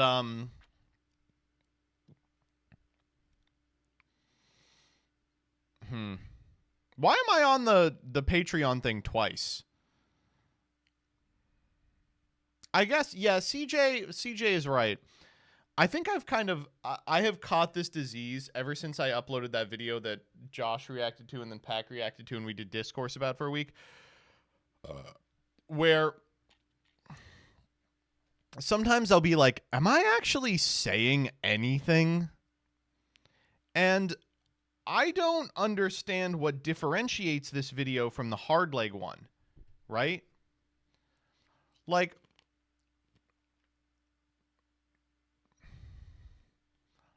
it feels like he did the hard leg one again, but with like a bunch of millennial jokes.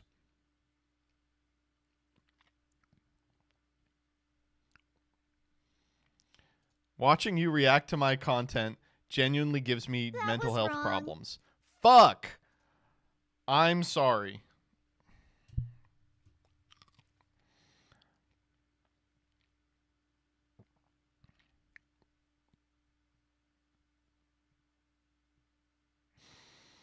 Would you say this video is better or worse than the hard leg one? See, that's the thing.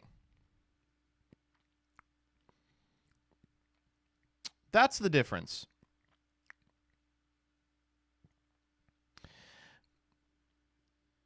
I don't think I would say it's worse.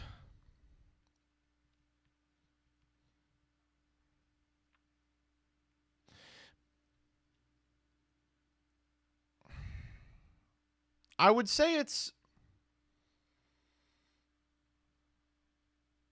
a completely different style of video, despite the fact that it comes to a lot of the same conclusions.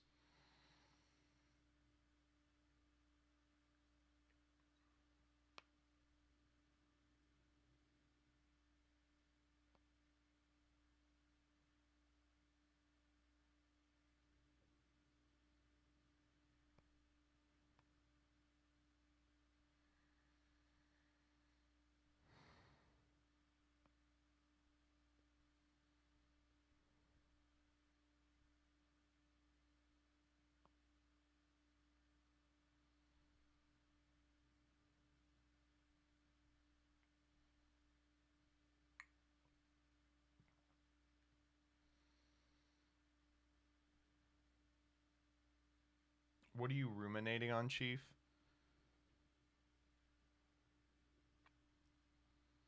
I'm stroking my chin like Socrates before I hit you with street epistemology.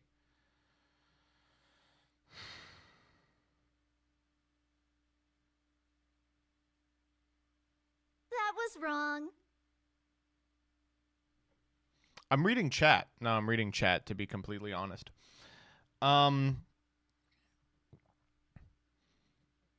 My favorite part of chat is that everyone was like, this is the worst video I've ever seen in my entire life. And then Farfa said, man, you all are very mean. And then everyone said, Farfa, this was the best video I've seen in my entire life. It was very strange. The way I feel about this video is that I will be suing for using my likeness. The way I feel about this video is it is like 19 when a funny take on a lot of the same ideas that Hard Legs video gets into.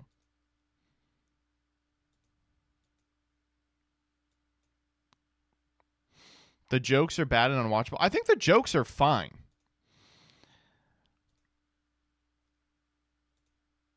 Let me think how I want to say this.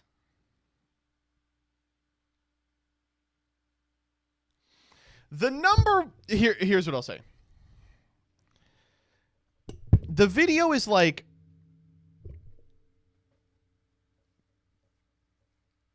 constructed well.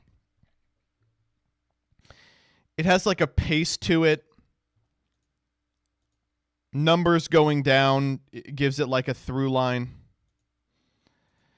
But at the end of the day, I think it feels as if it is trying to say something, but hasn't yet discovered the conclusion that it wants to come to. You know what I'm saying? I've made plenty of videos like that are just not all the way there. And I guess the number one thing I really disliked about like the editing is, man, Farfa's really down on himself. I guess I can't I can't belittle him for that when I fucking shat on him for 30 minutes.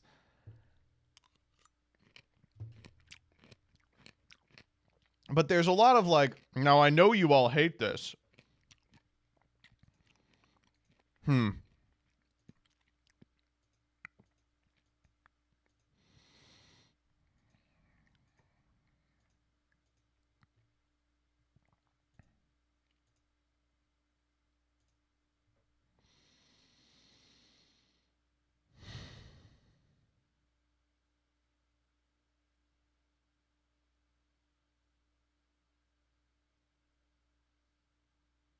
Call him. I think the last thing Farfa wants right now is for me to call him. What are you going to do this week? And I was like, wait, this week? I'm pretty sure that is the last thing Farfa wants.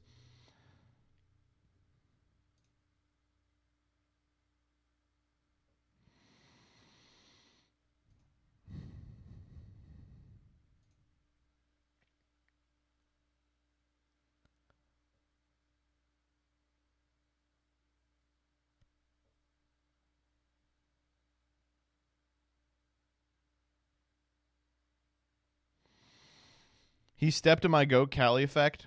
All right.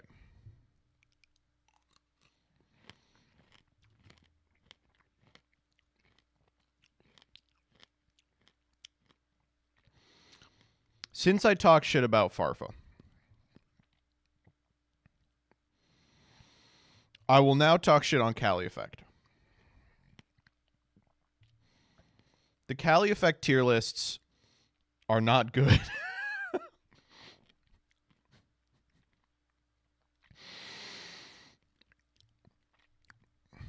I got no problem with the guy. I like a lot of his content.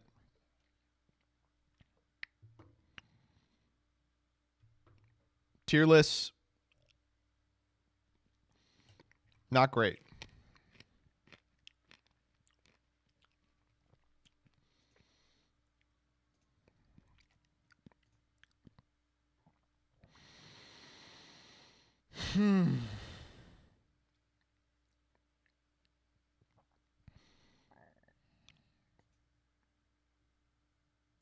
It's not what I meant to do. Archetype. You are nitpicking and biased. Bye-bye. It was a donkey reference.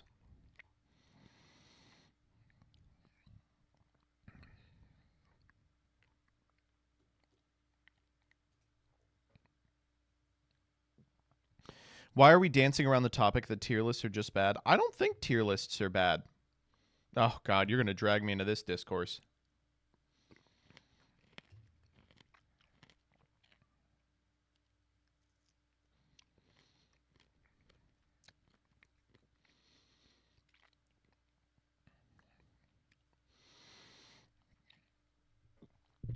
I think that we did 3 days of tier lists are bad discourse because Scarlon was upset that people were saying correctly that voiceless voice is not very good.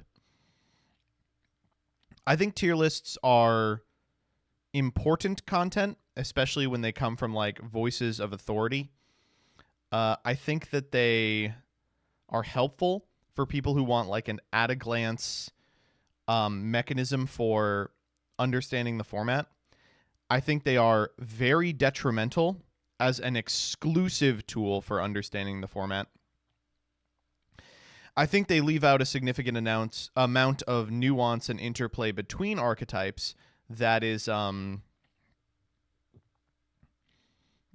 impossible to translate through, a tiermaker.org chart. And I think that a lot of people just click enter and then click the very end of the video.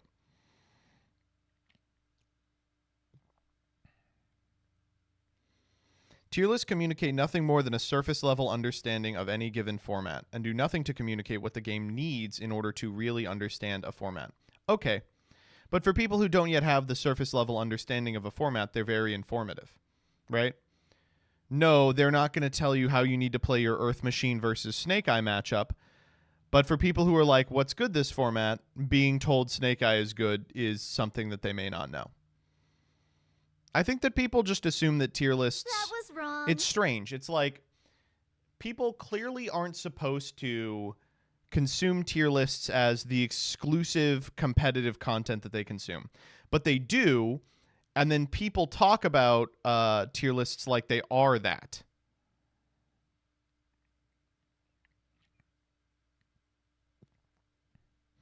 When you look at 3 different listed and a deck is in 3 different tiers, what does that tell you exactly?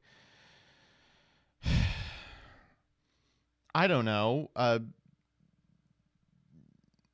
If you view all tier lists with the same level of authority, then yes, it's going to be really hard for you to come to a conclusion.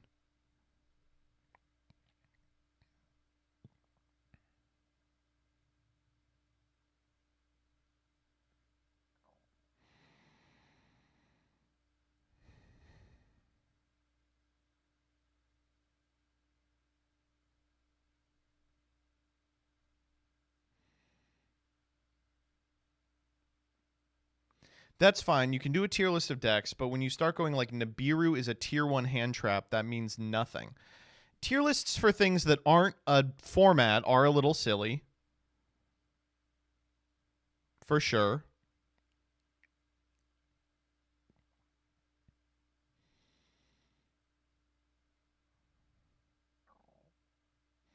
Instead of tier lists, people should do format analysis by looking at the data. But what about the tier lists that are just expressions of that data?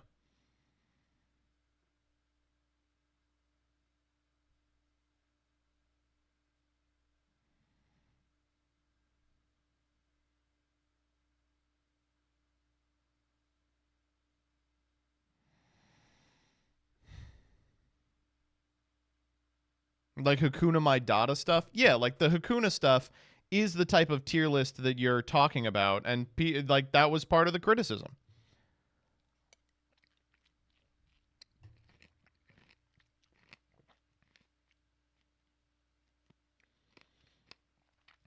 I think you can only get an accurate view of a format in retrospect. Okay, but some people would like to play the format.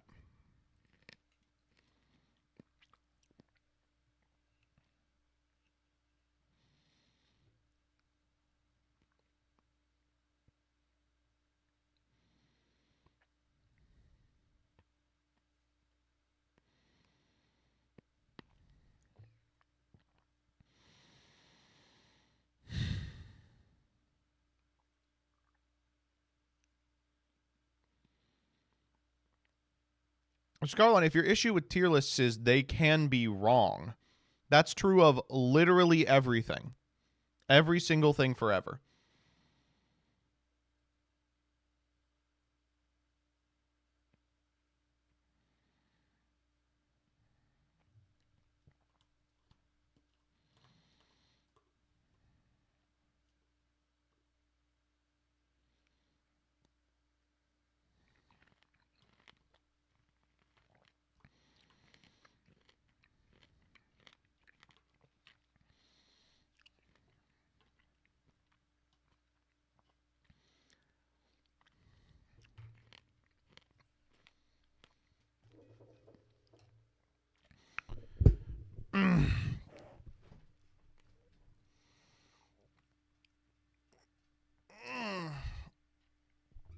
I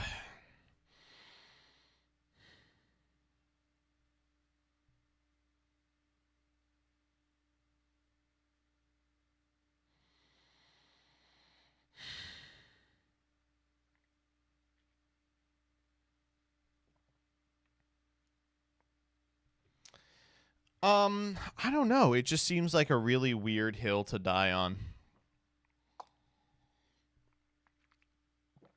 It's a type of content specifically designed to make you think about the format and the way that decks interplay with each other, and people are just like so vehemently against it for reasons I cannot fathom. Okay. I am now going to play Yu-Gi-Oh!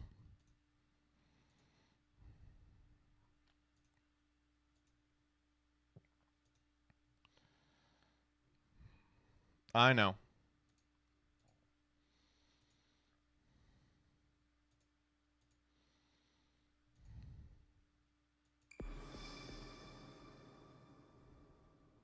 That was wrong.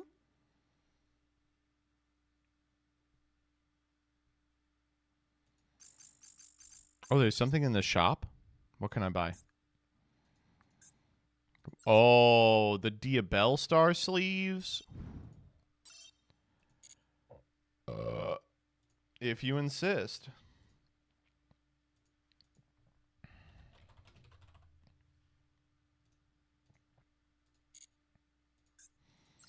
And the Diabell Star icon? You gotta vote? Okay, I'll vote.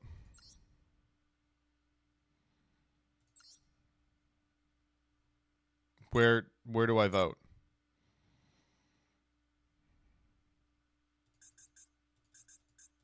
Twitter? Okay, what are our options?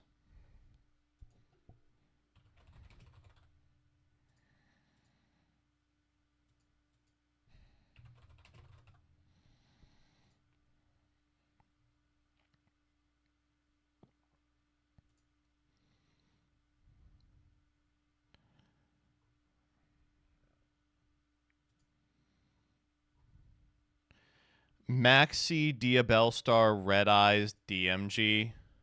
That's so lame. I will be voting Maxi though, for sure.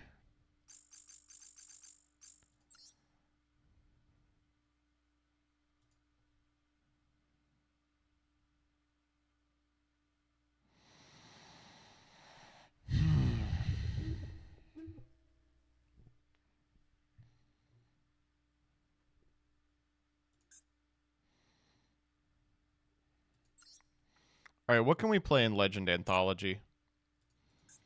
What is Legend Anthology supposed to permit? I'm not playing Ninja. Anime decks? Oh, let's fucking play Hero. Done.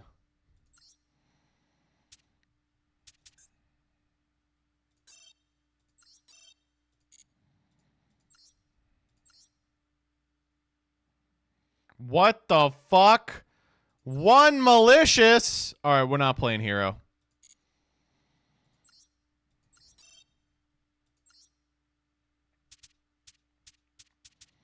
Snake Eyes. No. Umi? No.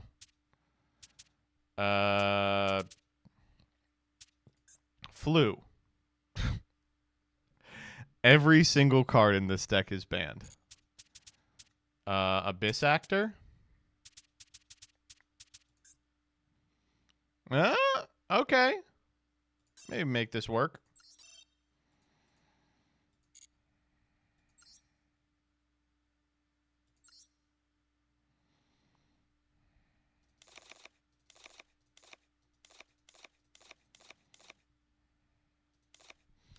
All right, what the fuck? So we got to play a bunch of non-engine.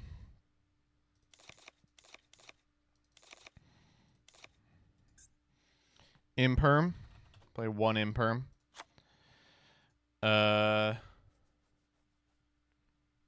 Duster. Sure. Skullmeister. Oh, Chalice. Chalice is good. Ash? You can't play Ash. Yeah. Pank. Oh, I don't want to craft Pank.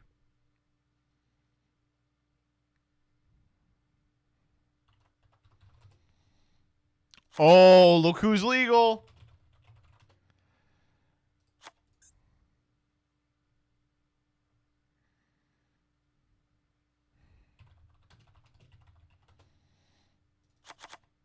Boom, looks good to me. All right, what's the extra deck got to look like here? That was wrong.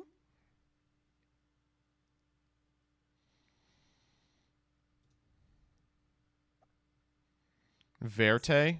No.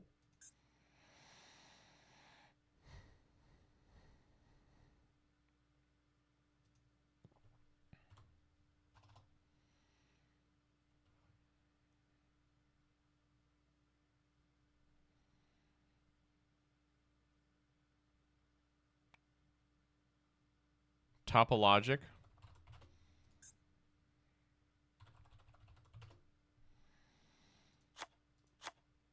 LOL, all this fancy stuff, and I aced the event using the TG loaner deck. A lot of fancy stuff you're seeing here today.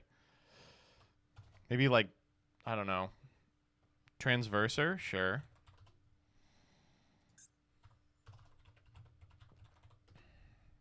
Nope. Nightmares? Nope. Huh.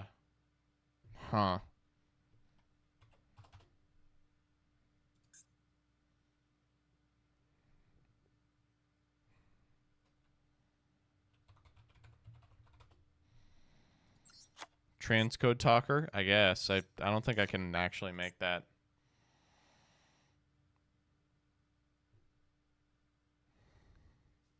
Dark Rebellion? Sure. How do I not have this guy? Alright, I'm not crafting him. Landfoe?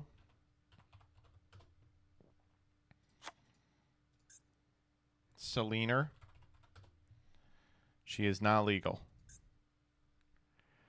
Is there a 3 we can play? Oh, we're playing a 3. Baguska? Nope.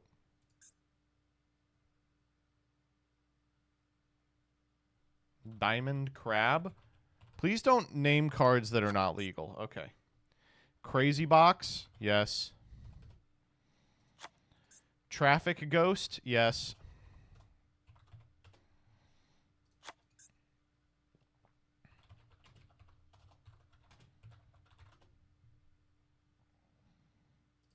Done.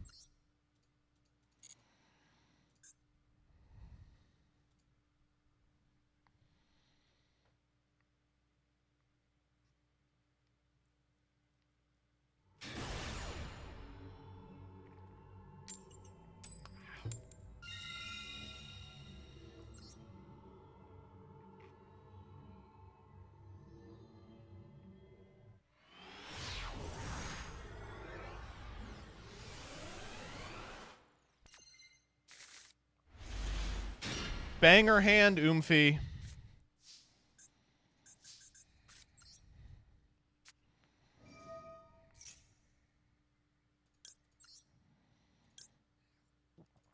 I'll get Rise of the Abyss King.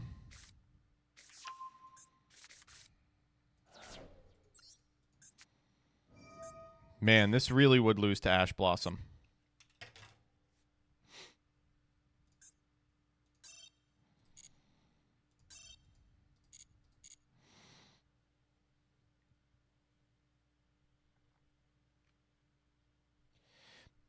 How did I get this stupid?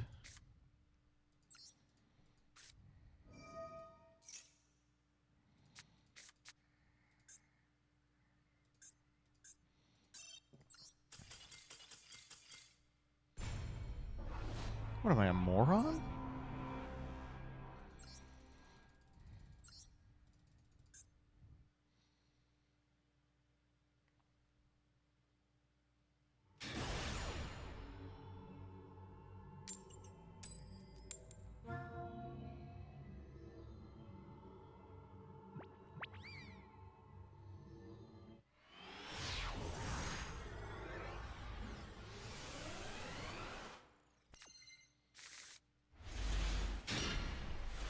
All right, we drew the best hand trap in the game, so I'm feeling pretty good.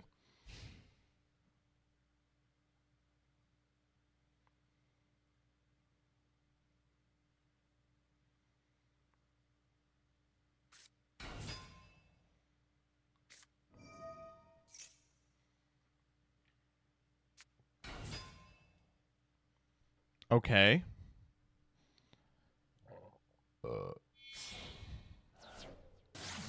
All right.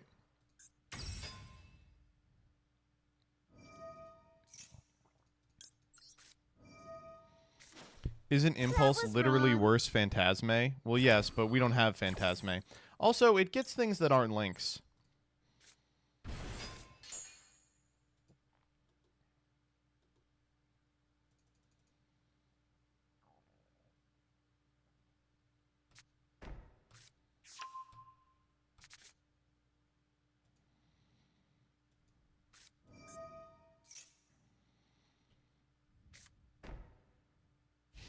What the fuck? He didn't even do anything. Oh, and we drew what we want to as well.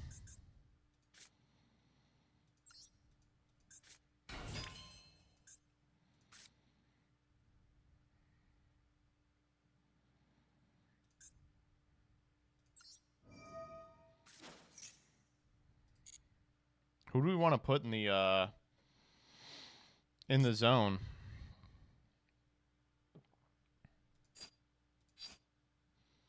I guess still this guy, right?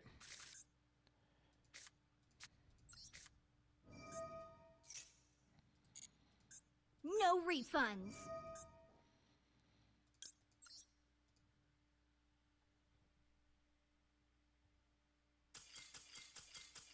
Dovetail Echo, thank you for the 5. And we won. So the thing that complicated that one was we really do want 0 cards on our side of the field, but we had the fire guy. Good duel. Well played by everyone involved.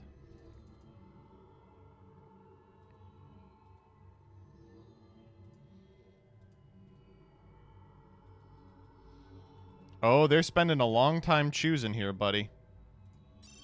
Okay. Is there enough anti-synergy to cut Fire Attacker for another hand trap? Oh, certainly, but I will not be doing it.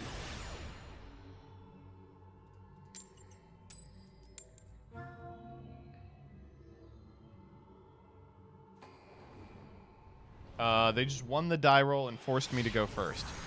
Do not like how this one is shaping up. I mean, this does do it.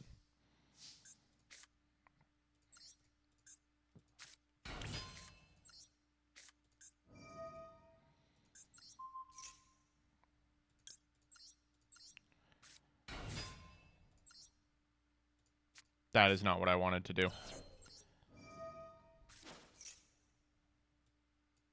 Damn, I'm dumb.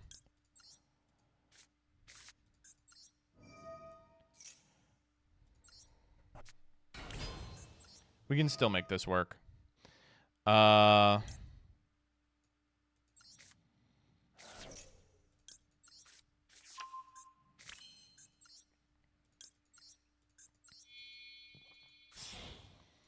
We'll just retain the extras.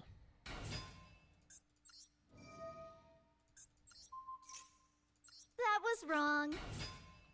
We scale her.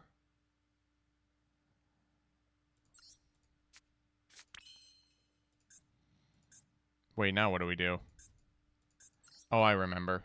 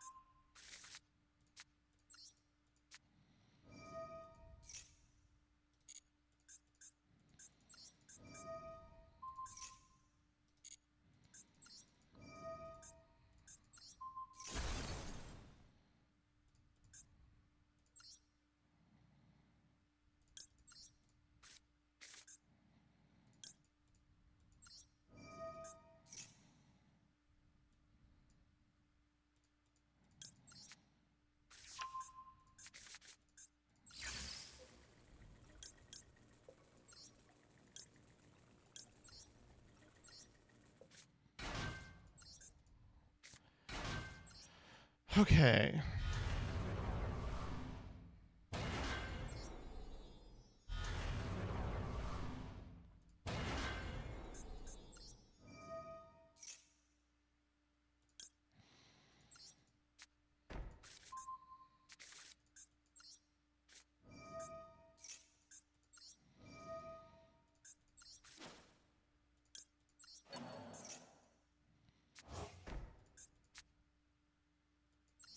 This is going to be a trick. Because I know that what they're going to want to do is pop the one they don't know, but that one is infinitely worse for them.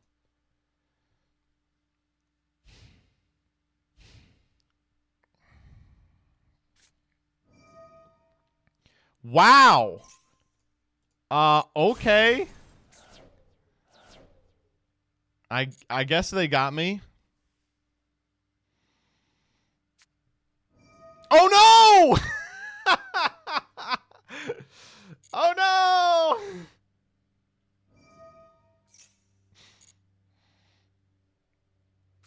Oh no!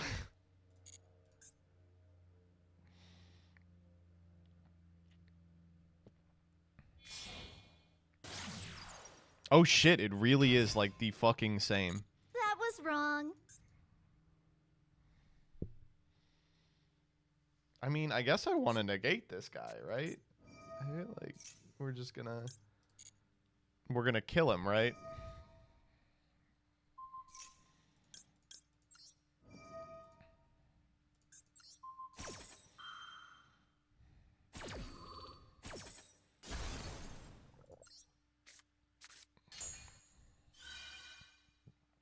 All right, pop it. Boom, I'm drawing 5 here.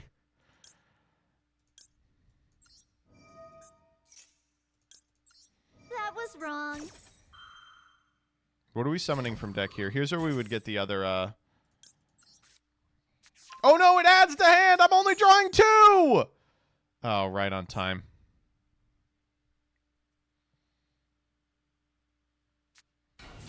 Uh-oh. Be cool, my friend. Be cool. Do not do this thing. Okay.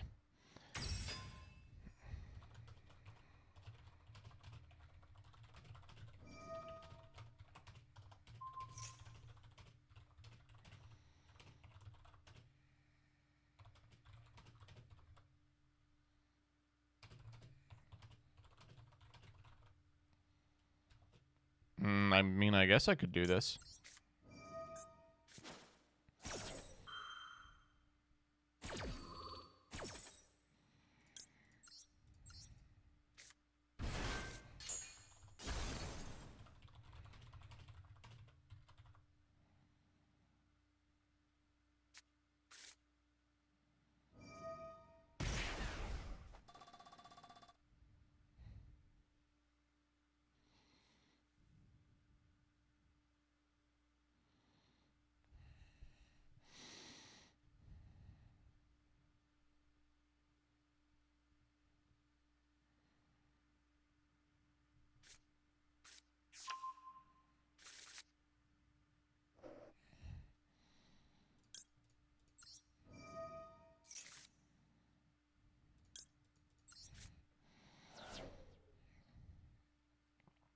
I mean, I feel like we win if it gets back to us.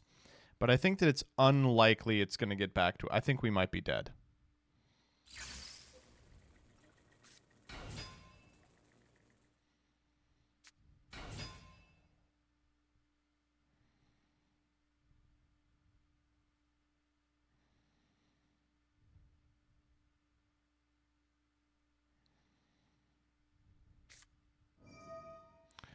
Oh, no.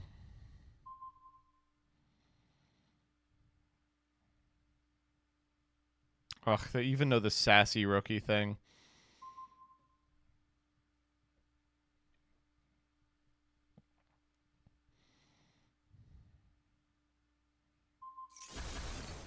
We are getting hosed.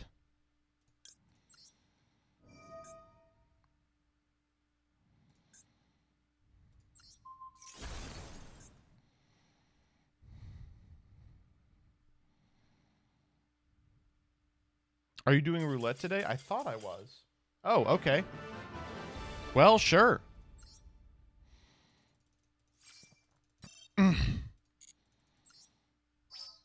Let's run it back.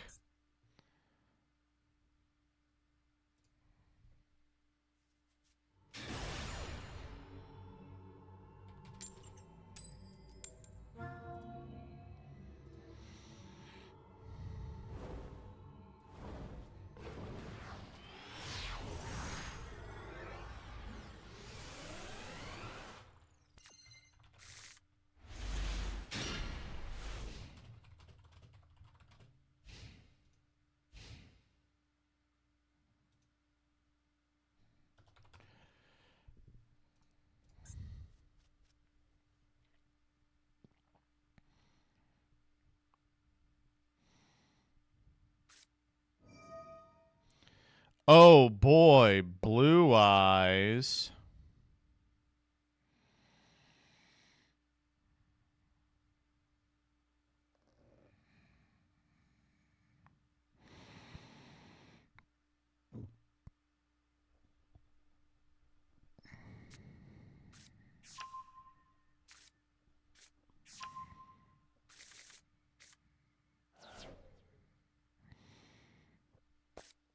Oh. Man, you really hate Yu-Gi-Oh, don't you? No! I hate Blue Eyes players. Okay, we can beat this. What is that, True Light? Oh my god, maybe we can't beat this. How many floodgates are legal for this event? Can't be that many.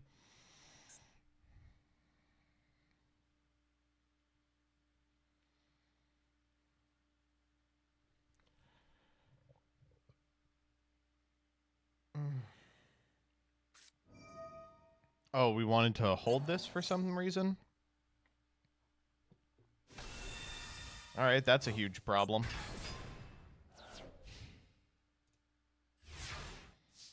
This is just jet control, meaning you've lost? That's what you think. I guess I might as well imperm this. Not like I'm doing anything.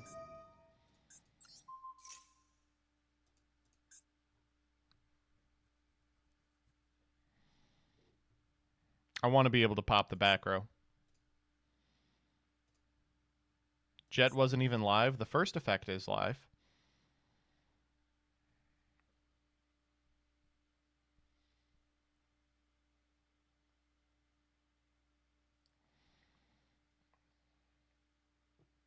Wow, they are really thinking about this. They've got something crazy. What the fuck?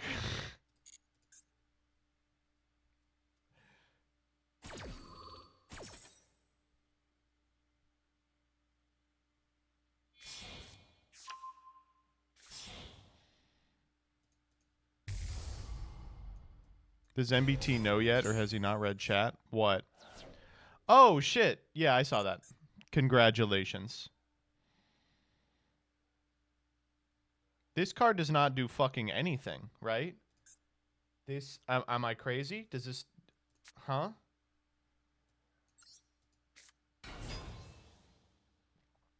I don't know why I normaled that. That was very stupid of me. There's no reason to normal that.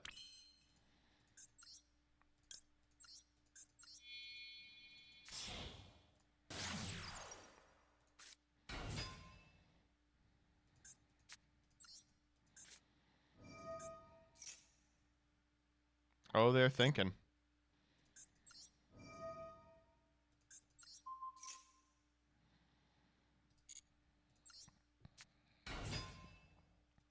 What do we want? We kind of have everything we need. Let's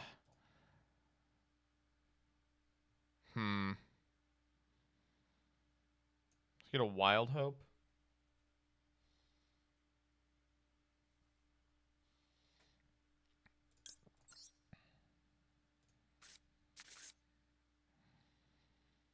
Oh-wee, they're thinking.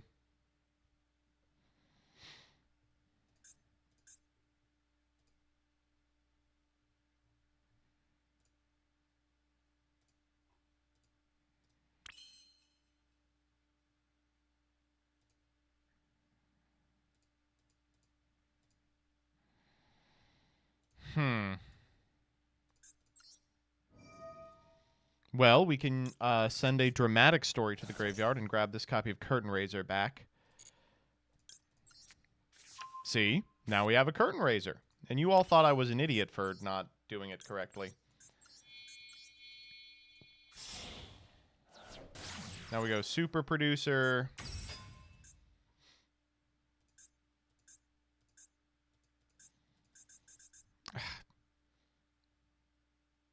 We're going to have to figure out a way to do this twice because of the way the return is going to work. They are really thinking here. What are you thinking about? If Blue Eyes White Dragon could beat Goku? What are we chillin'? It's like, but my Tyrant Burst Dragon is immune to the effects of trap cards. Wrong.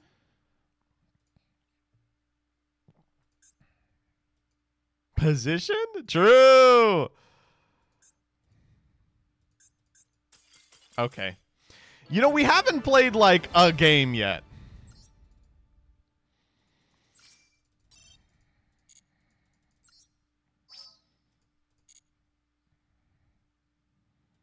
How many more do we have to win?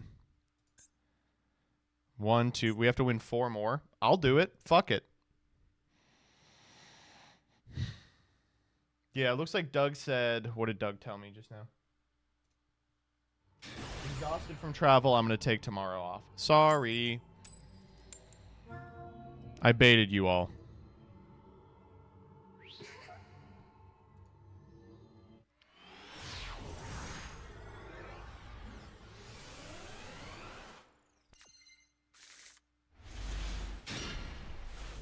Uh-oh.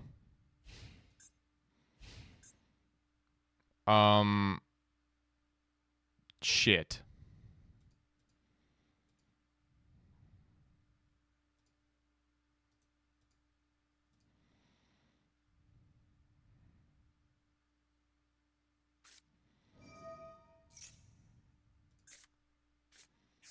Okay, some kind of Cyburst nonsense.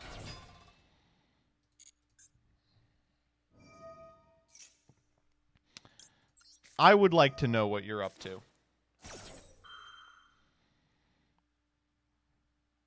You know what, actually?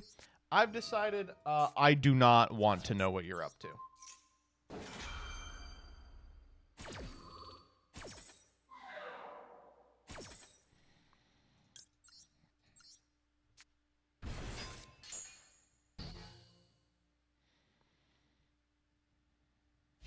Okay, well, looks like we will not be learning what you're up to. Can we get a good card?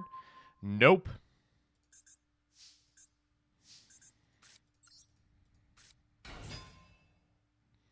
They got something.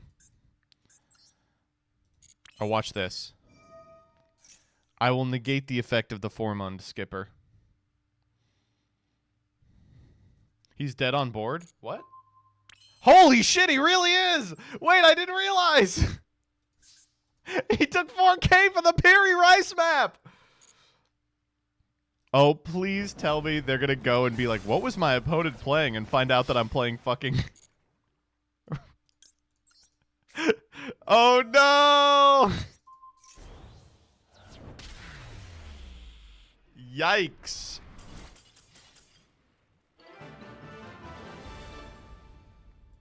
Another banger, Oomphy. They can't deck check. They'll never know. We need to win 3 more. We're like 4 and we scooped our first game that we played like shit and we have not lost since. We were playing against deck 1. Bullying literal children? I mean, yes. But that's pretty much my job, right?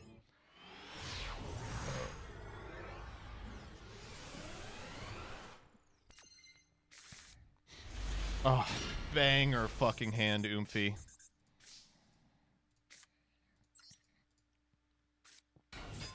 Why even do this? I should just go Curtain Raiser. Oh, unless this gets the Imperm out, in which case I'm a genius. Okay, this time, for the first time today, I will remember that Curtain Raiser has a scale effect. Isn't that crazy? Card was played in Pendulum decks for like 1,000 years. No material! That's like the worst possible thing it could be for me. Are you fucking with me right now? Oh my god, I've been gnomed. I've been gnomed. There's just no other way to say it. I legitimately can't do anything from here. Okay, hold up. I could scale extras comic relief, penned out the curtain raiser. Does that do anything? Yeah, regrettably it kind of does.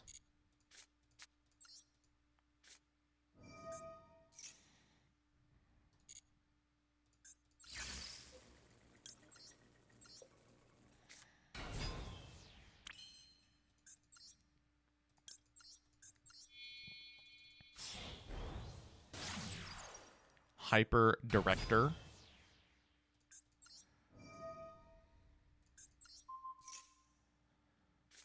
Valor, my Hyper Director! You are joking!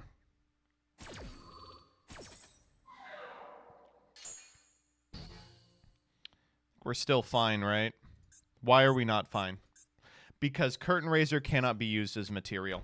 Holy shit, we have to pass. That's our turn.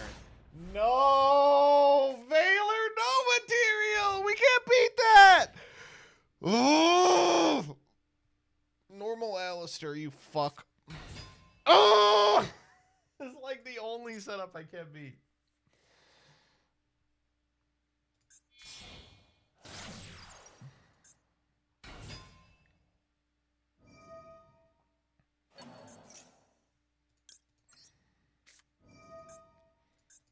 Fuck you. Have an extender.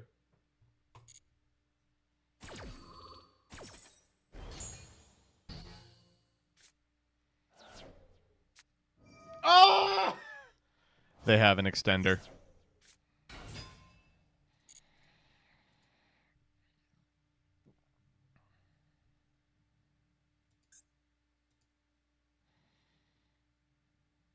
Just Valor the Coral. Well, they're going to go for Sea Angel here and go get Dive, and then if I Valor Coral, they go Dive, and they still have full combo.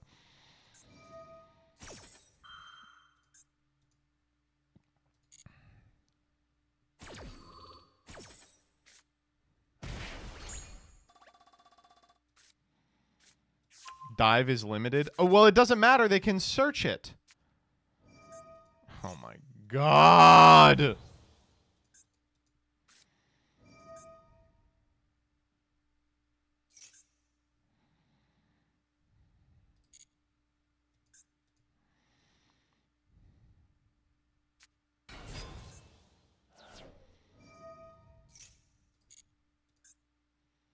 What am I Valoring?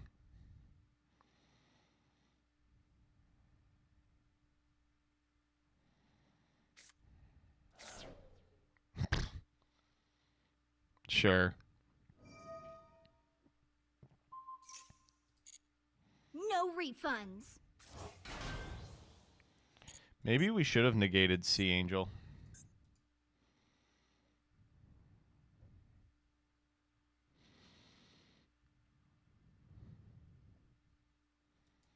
We didn't, Soto9987.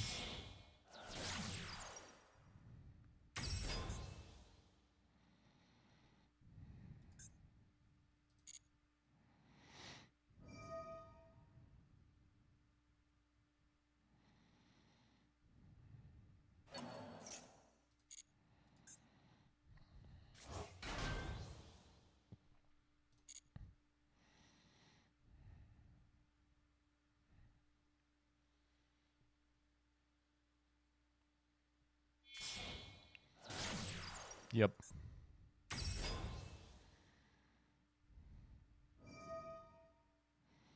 Yep. Get back, Dive.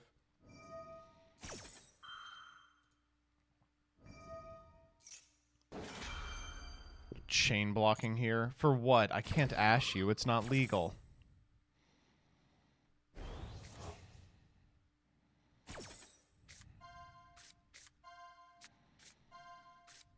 Nice. Take the second Battle Ocean, you freak.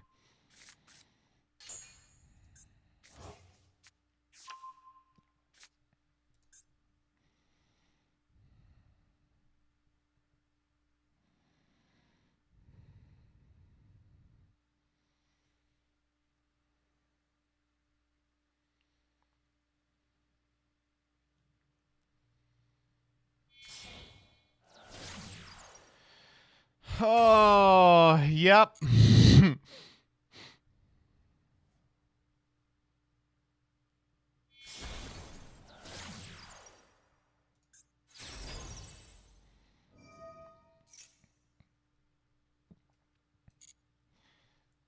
We can't out that. We can't out that.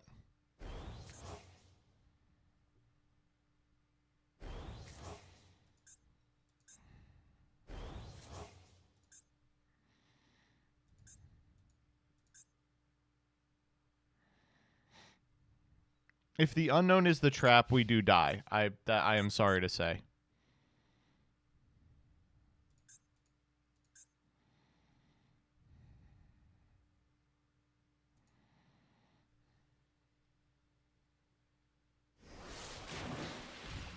Why hurt me in such a way?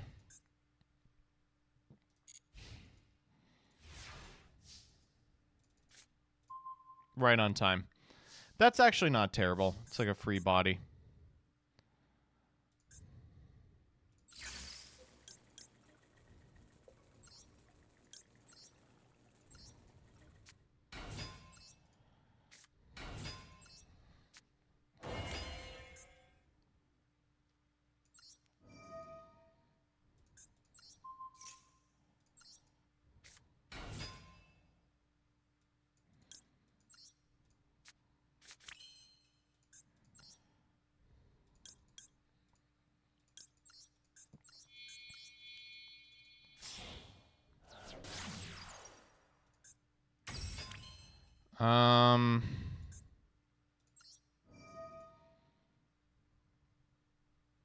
How the fuck do I want to do this?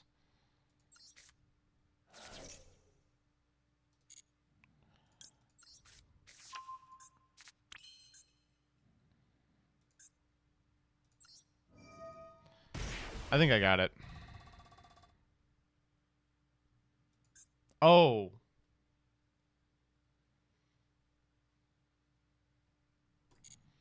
Why are they letting me resolve that effect?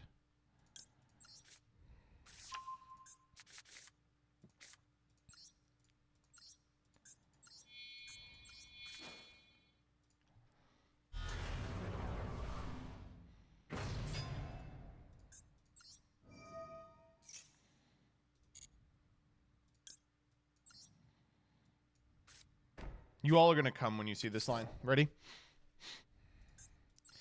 Rise of the Abyss King in order to pop Battle Ocean. And you know what? Let's pop her too. They let that go for some reason.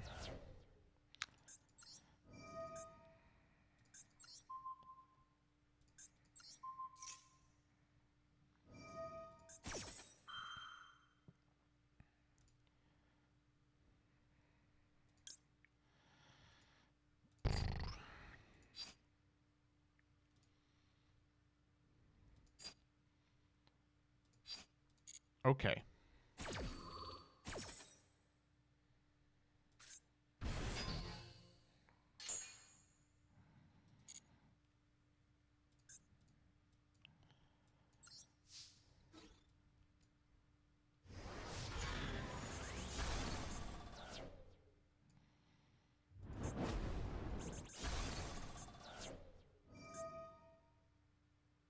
Oh, except during the damage step. Fuck. They have another Battle Ocean, so they have follow-up. Yeah, if they have all the same Link monsters in the extra, they do have another follow-up, but we know they don't. Oh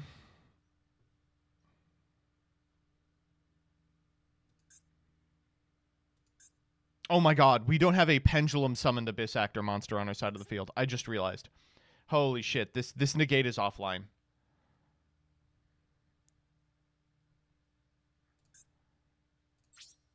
Oh man, that's not good at all.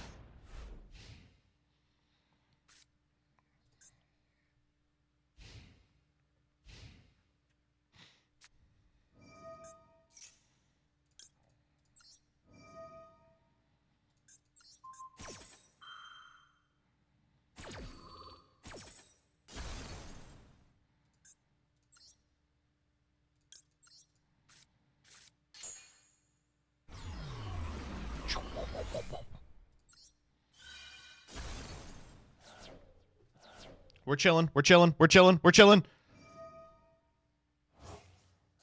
Oh, fuck. We're dead. Oh, we're so dead. No!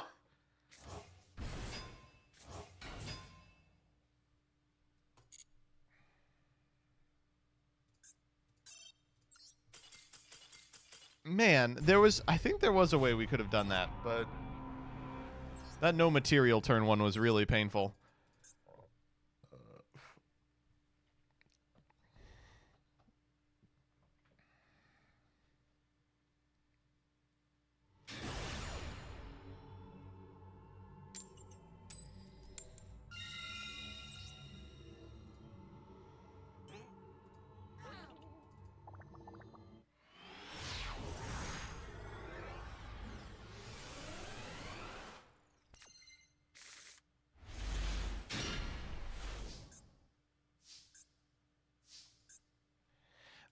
This hand is fucking strange.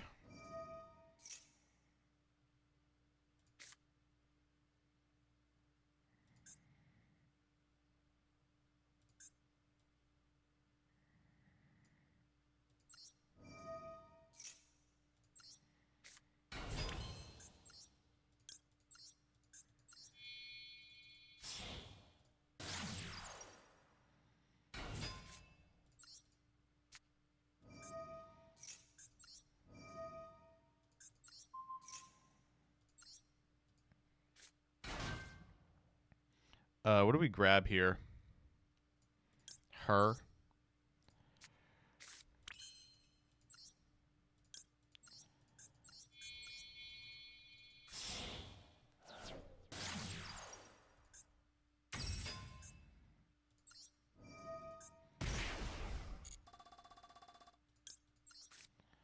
I love this deck so much. I wish it was just a little bit better.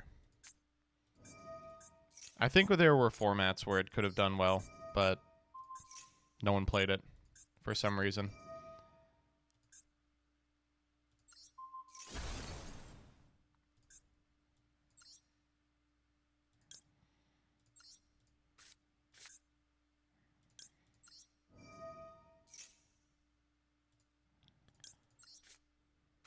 Tier Memento. It does have, I'm happy to announce, one top.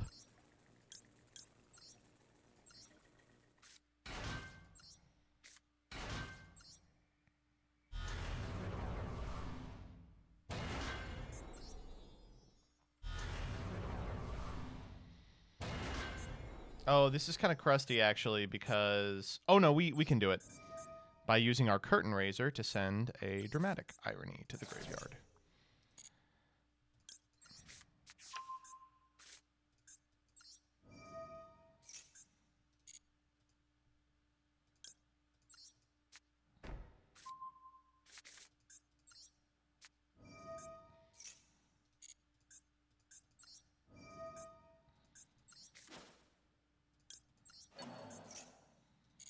I think I have to retain this Book of Moon just so they don't have a good hit for the effect of Fantastic Theater. But, you know, I think we're still fine. Is Snake Eye particularly fun? I hate to tell you this, Chaos Form Yu-Gi-Oh! Snake Eye is insanely fun. So, what? People just aren't reading these days? Or... I guess in their defense, it pops it at a time when they don't have, like, a bunch of cards on the field. I'm gonna give myself back the Wild Hope. I just want the Wild Hope. Stratos! I will Valor the Stratos. Oh, or I will do this. My bad. Did not realize that was an option.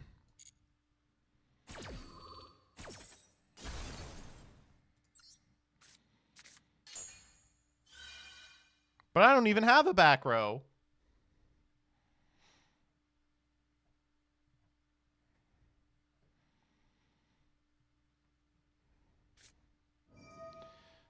Okay. You got it. Where is he?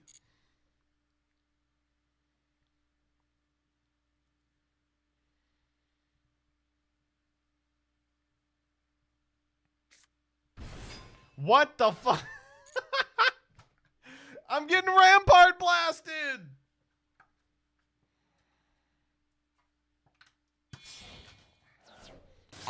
They're blasting me Ramparts. They're driving me wonders. Oh, fuck. Sure. What's Rampart Blaster? An Earth? They're making Gaia? They're making this guy.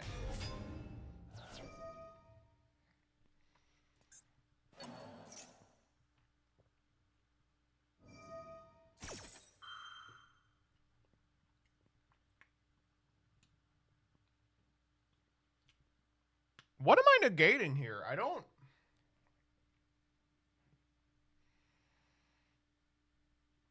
I don't think it matters.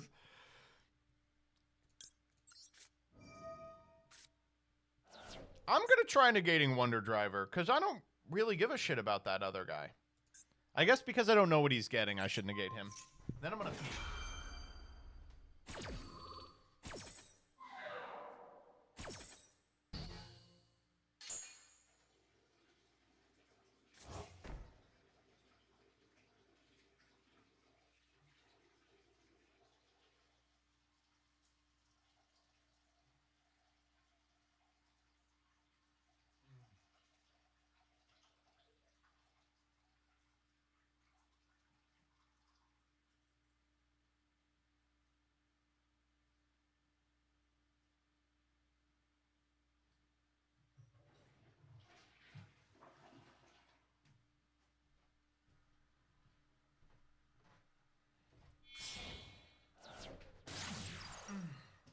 Okay.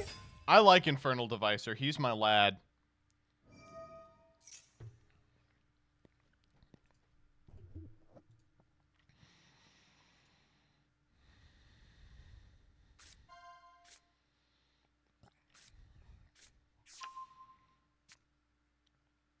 Ugh.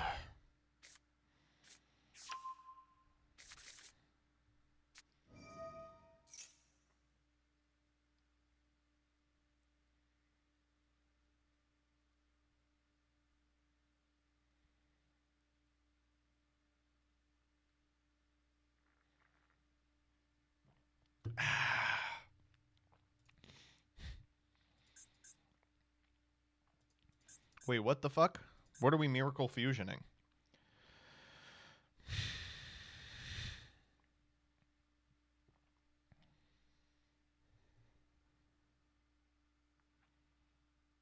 Sunrise? He's legal? Alright.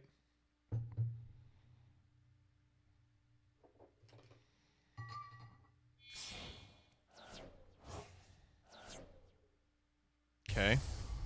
There he is. I mean, well, we got the third Miracle Fusion this turn. We do. Wow, we are just fucking... You know, it doesn't seem that much like a miracle anymore.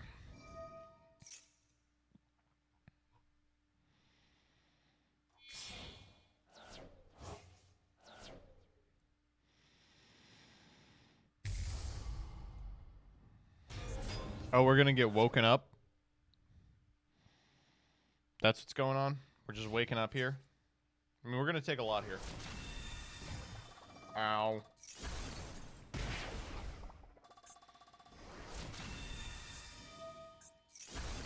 Ow. We just gotta kill him here. Seems pretty doable.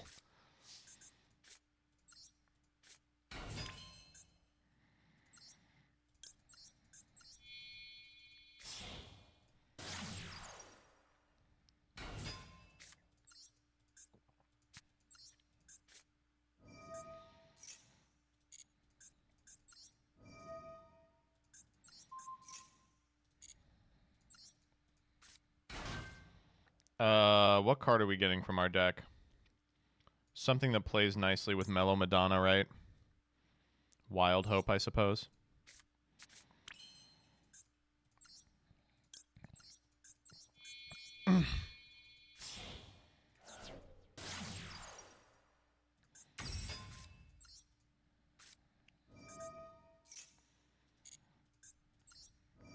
Super producer. Pop the Wild Hope. We just need a high scale monster here.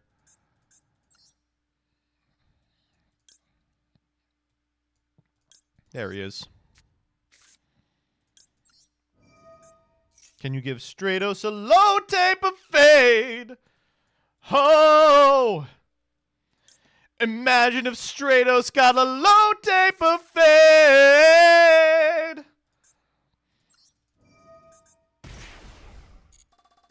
Let's grab this one. Is that from a video or something? No, I made it up.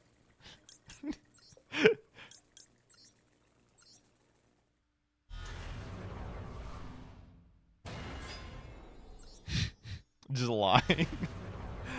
I love lying. What can I say?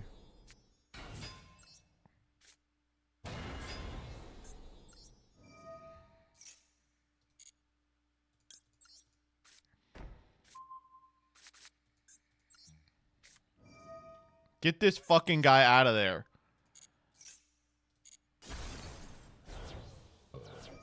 Oh no!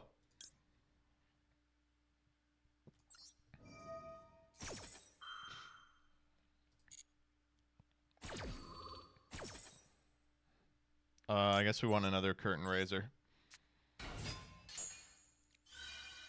You fucking idiot. You must have forgot about my fantastic theater. While you're deep in my theater, I'm deep in your balls. Gain me 1 million life, please. Alright, kill this man.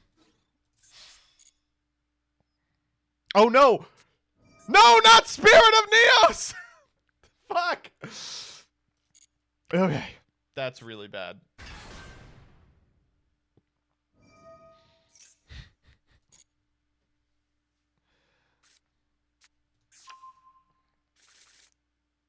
Fool! My Book of Moon will make quick work of your battle protection. Now, really kill him this time, please. I am not gonna live another turn against this stupid fucking wake up deck. Hey! Mordred Yu-Gi-Oh! Hope you had a good stream. That was so stupid. That was dumb. Can we please just skate through these next two so I can get the fucking card back and leave?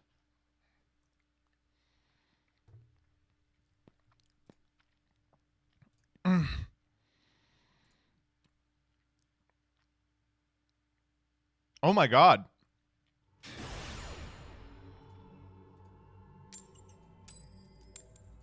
We're getting art book stuff, and it turns out the live twins are in fact gay.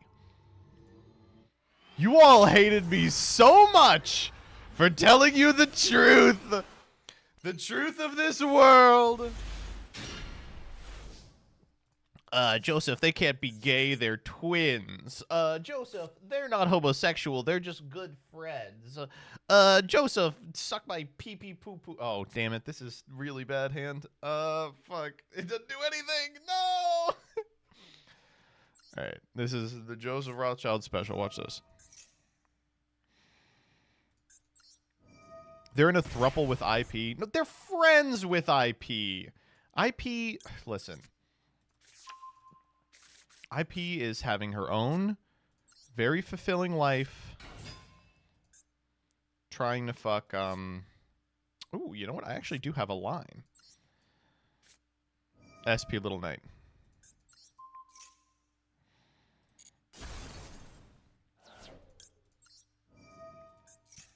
Does IP stand for something? Yeah, when you pee. It's like not even remotely funny.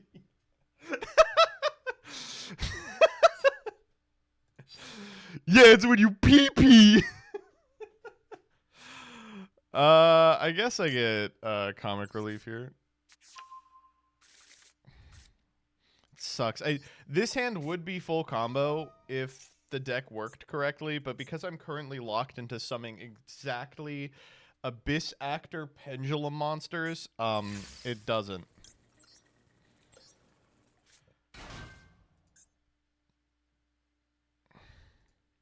See if we can't get a negation out of them. Okay.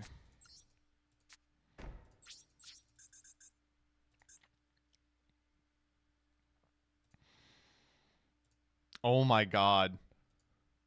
They drew IP so crazy hot. Oh my god.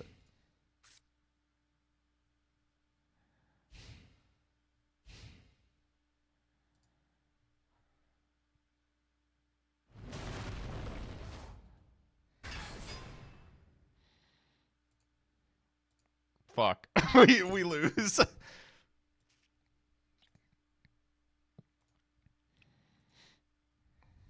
Oh my god, they have like 5 pages of Diane Keto spreads.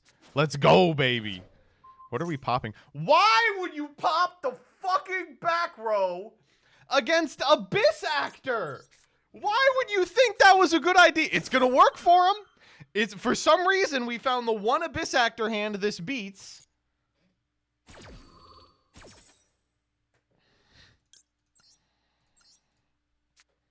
Predicted.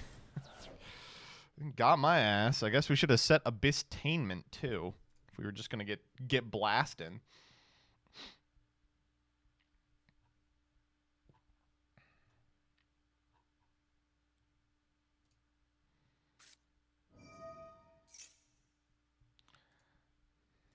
Oh, we also know now that the Exo Sisters are homosexual gay.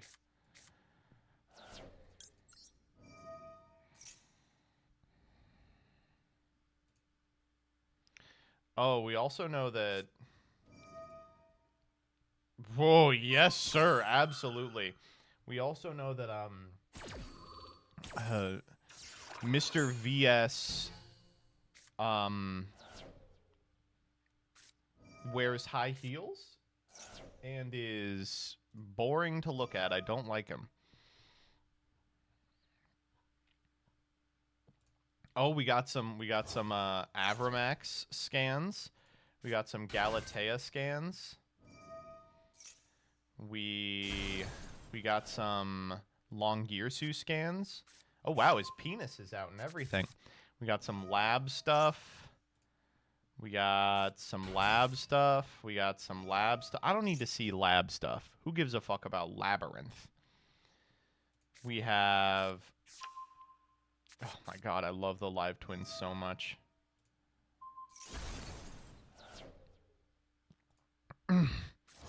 We have all the VSs. I don't care about VSs. I'm sorry. We have the new oh wow, the new Dragon Maid. They actually teased that we don't know her dragon form. Give us the dragon form. We have fur hire stuff. Oh my god. Whoa. This fur hire stuff, it's for the furries. That's crazy. That's so nice of them to do. Oh, and they got the Rafflesia stuff for the pedophiles. Okay, so we've got stuff for the girls, but where's the stuff for the gays? Who the fuck is this? Is this a dream mirror person? Sulfacord. I don't care about Sulfacord. Oh my god. Everyone said, oh boy, Sulfacord.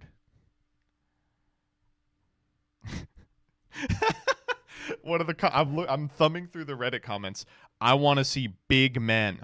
Where are the boy artworks? LOL.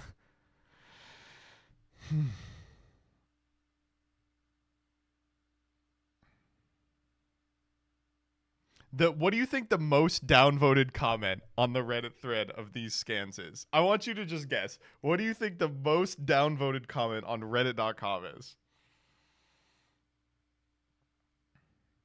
The live twins are lesbian. OMG, I love that.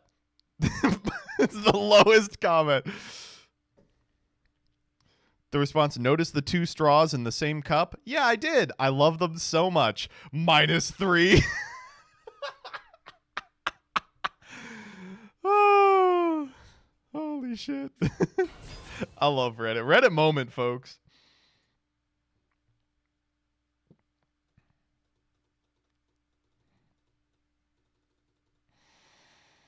In the Crane Game comic, they share the same lollipop between pages 1 and 2. Well, you ain't doing that with your friends?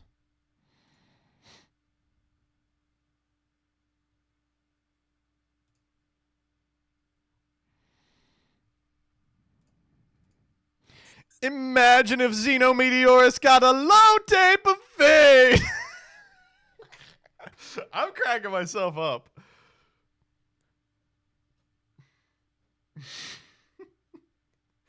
Can you please go to the battle phase and kill me? Holy shit.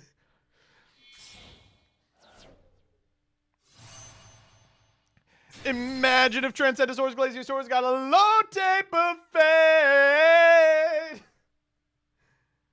Oh my god.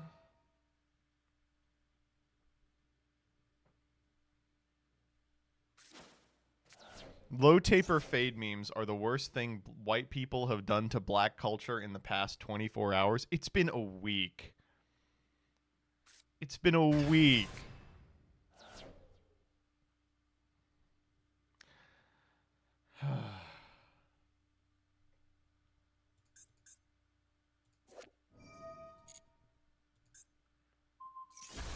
Is that Dino Wrestler Giga Spino Savante? What the fuck are we getting here? I guess this guy.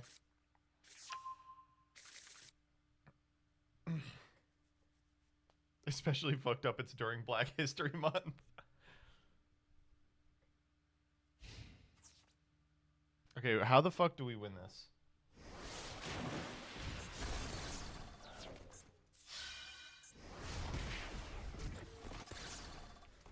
No, we're not dead.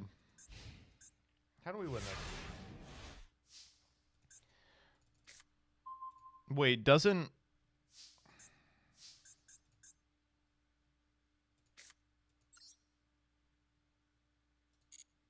This is nothing, right?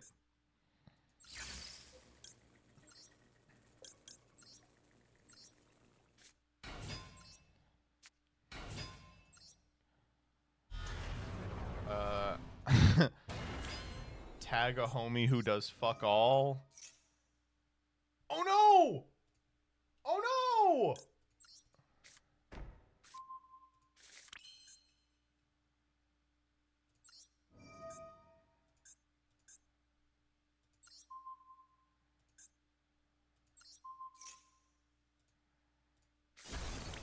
Damn, that's kind of crazy. I'm not gonna lie.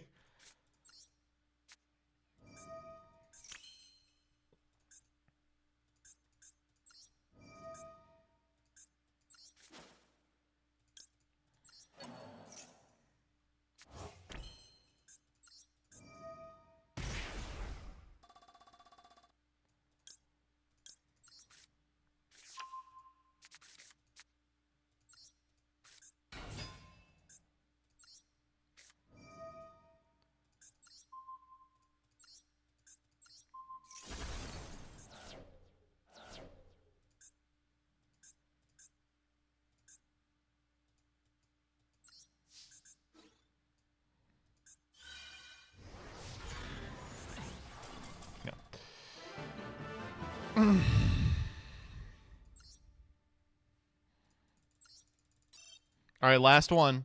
Here we go. Imagine if Crimson Dragon... Now I'm cracking myself up.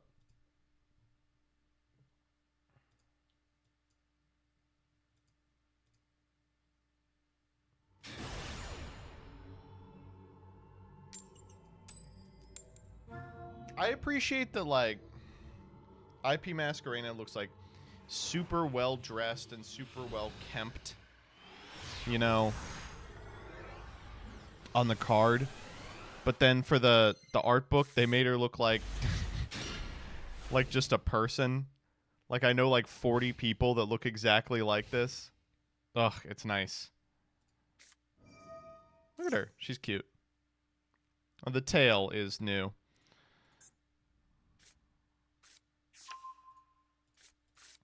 She has a tail. Many of you were not theater kids in high school.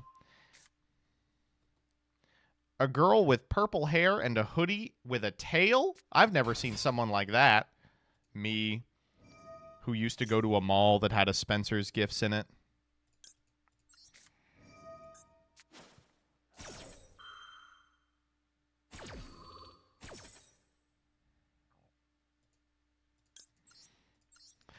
The Prince of Poyo, I want you to know, I think about this tweet constantly. This is the tweet where Okay, let's draw some cards here. We got to get out of this fucking hand. We gonna fucking ash me? Oh, perfect. Wow, that's really good. It's my predictions for 2024 tweet. Prince of Poyo says, 2 girls will explicitly kiss. It will happen in 2024. Oh, this isn't the tweet I thought it was. It was the one that was like, 2 girls will explicitly kiss on a Yu-Gi-Oh card and people will be like, they're not gay. All right, that shit is not resolving. No, we're not going into Dragoon or whatever fucking terrible-ass fusion is legal in this event.